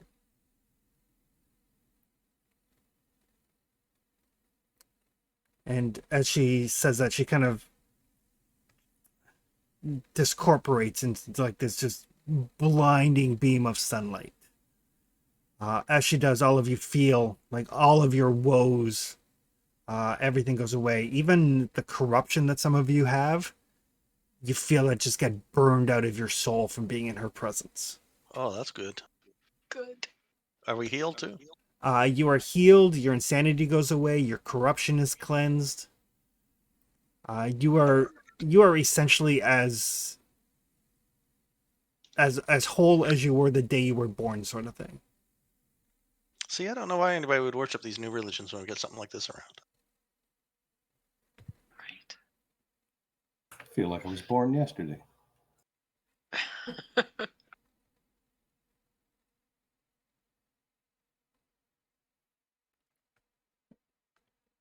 And with that, and with a renewed sense of what you need to do, I think we'll call it there. All right, good game. I hate to jinx it, but I think we actually did a thing. I think we did a thing. I think I lived. Appreciate it. Like it's almost like this game didn't tear us limb from limb to get anything Speak accomplished. for yourself. Wolf tried. I had 0 hit points. Didn't tear us limb from limb. Just because you gently slit my wrists doesn't mean I didn't bleed to death. You're okay. It's fine. It doesn't make it better if you pet my hair while I'm dying. It's I'm okay. sorry, it really doesn't. Pat. It's a flesh wound. Put some dirt on it. Walk it off. Alrighty. So sometime before, preferably as soon as possible, if you get a chance to look through the master paths in the rulebook, because you guys will hit 7th level, which is your master path, which is kind of the final choice you make. Master paths tend to be highly, highly specialized, but have some very cool things. Yeah, big choice. Okie dokie. I will let Trevor know there is one for Shapeshifter. Ooh. Yes. So Nope. the big thing that you'll get at 7th level is, I think, all of the master paths allow you to increase 3 attributes by +1, and then the different paths give you bonuses to health, perception, whatever. But like, for example, the Shapeshifter, increase 3 attributes by 1, health goes up by 2, power goes up by 1, speak another language or add a profession, discover transmutation tradition or learn 1 transmutation spell, and when you cast a transformation spell and assume a different form, you gain 1 of the following benefits: +1 to defense, +2 to speed, +4 to perception, or +5 to health. All good stuff. So yeah, and because your power goes up, it also unlocks like the level 4 spells for you, sort of thing. There's a sharpshooter one. There's a jack of all trades, which is kind of nifty. There's a healer one. Executioner, exorcist. They're highly specialized. So by all means, take a look through them. If you don't see any that you like, you do have the option to take a second expert path instead of a master path. Okay. Oh, that's cool. Okay. But other than that, we will see everybody next week as we start the end game, as it were. The teleportation necklace didn't make me evil, did it? It did not. It got you into a really good position so that Fenrir couldn't bite your arm off. Excellent. Cool. Ah! Can I get a card or something for it in the character sheet? Yeah, I'll throw it onto your character sheet. But Sweet. yes, you managed to get onto its back and then ditched your shield and just went two-handed with the great axe. That seems fair. And because of your position, I was given the Fenrir -2 boons or 2 banes to attack you. So Awesome. I'll take that. yeah, I think he did bite you once, but didn't roll well enough to try to bite off your hand. So All right. Perfect timing there, Chris. Well done. all right, well, have a good night, everybody. Good We'll night. see you all next week. Night, folks. See everybody Yep. next week. See you Take then. care.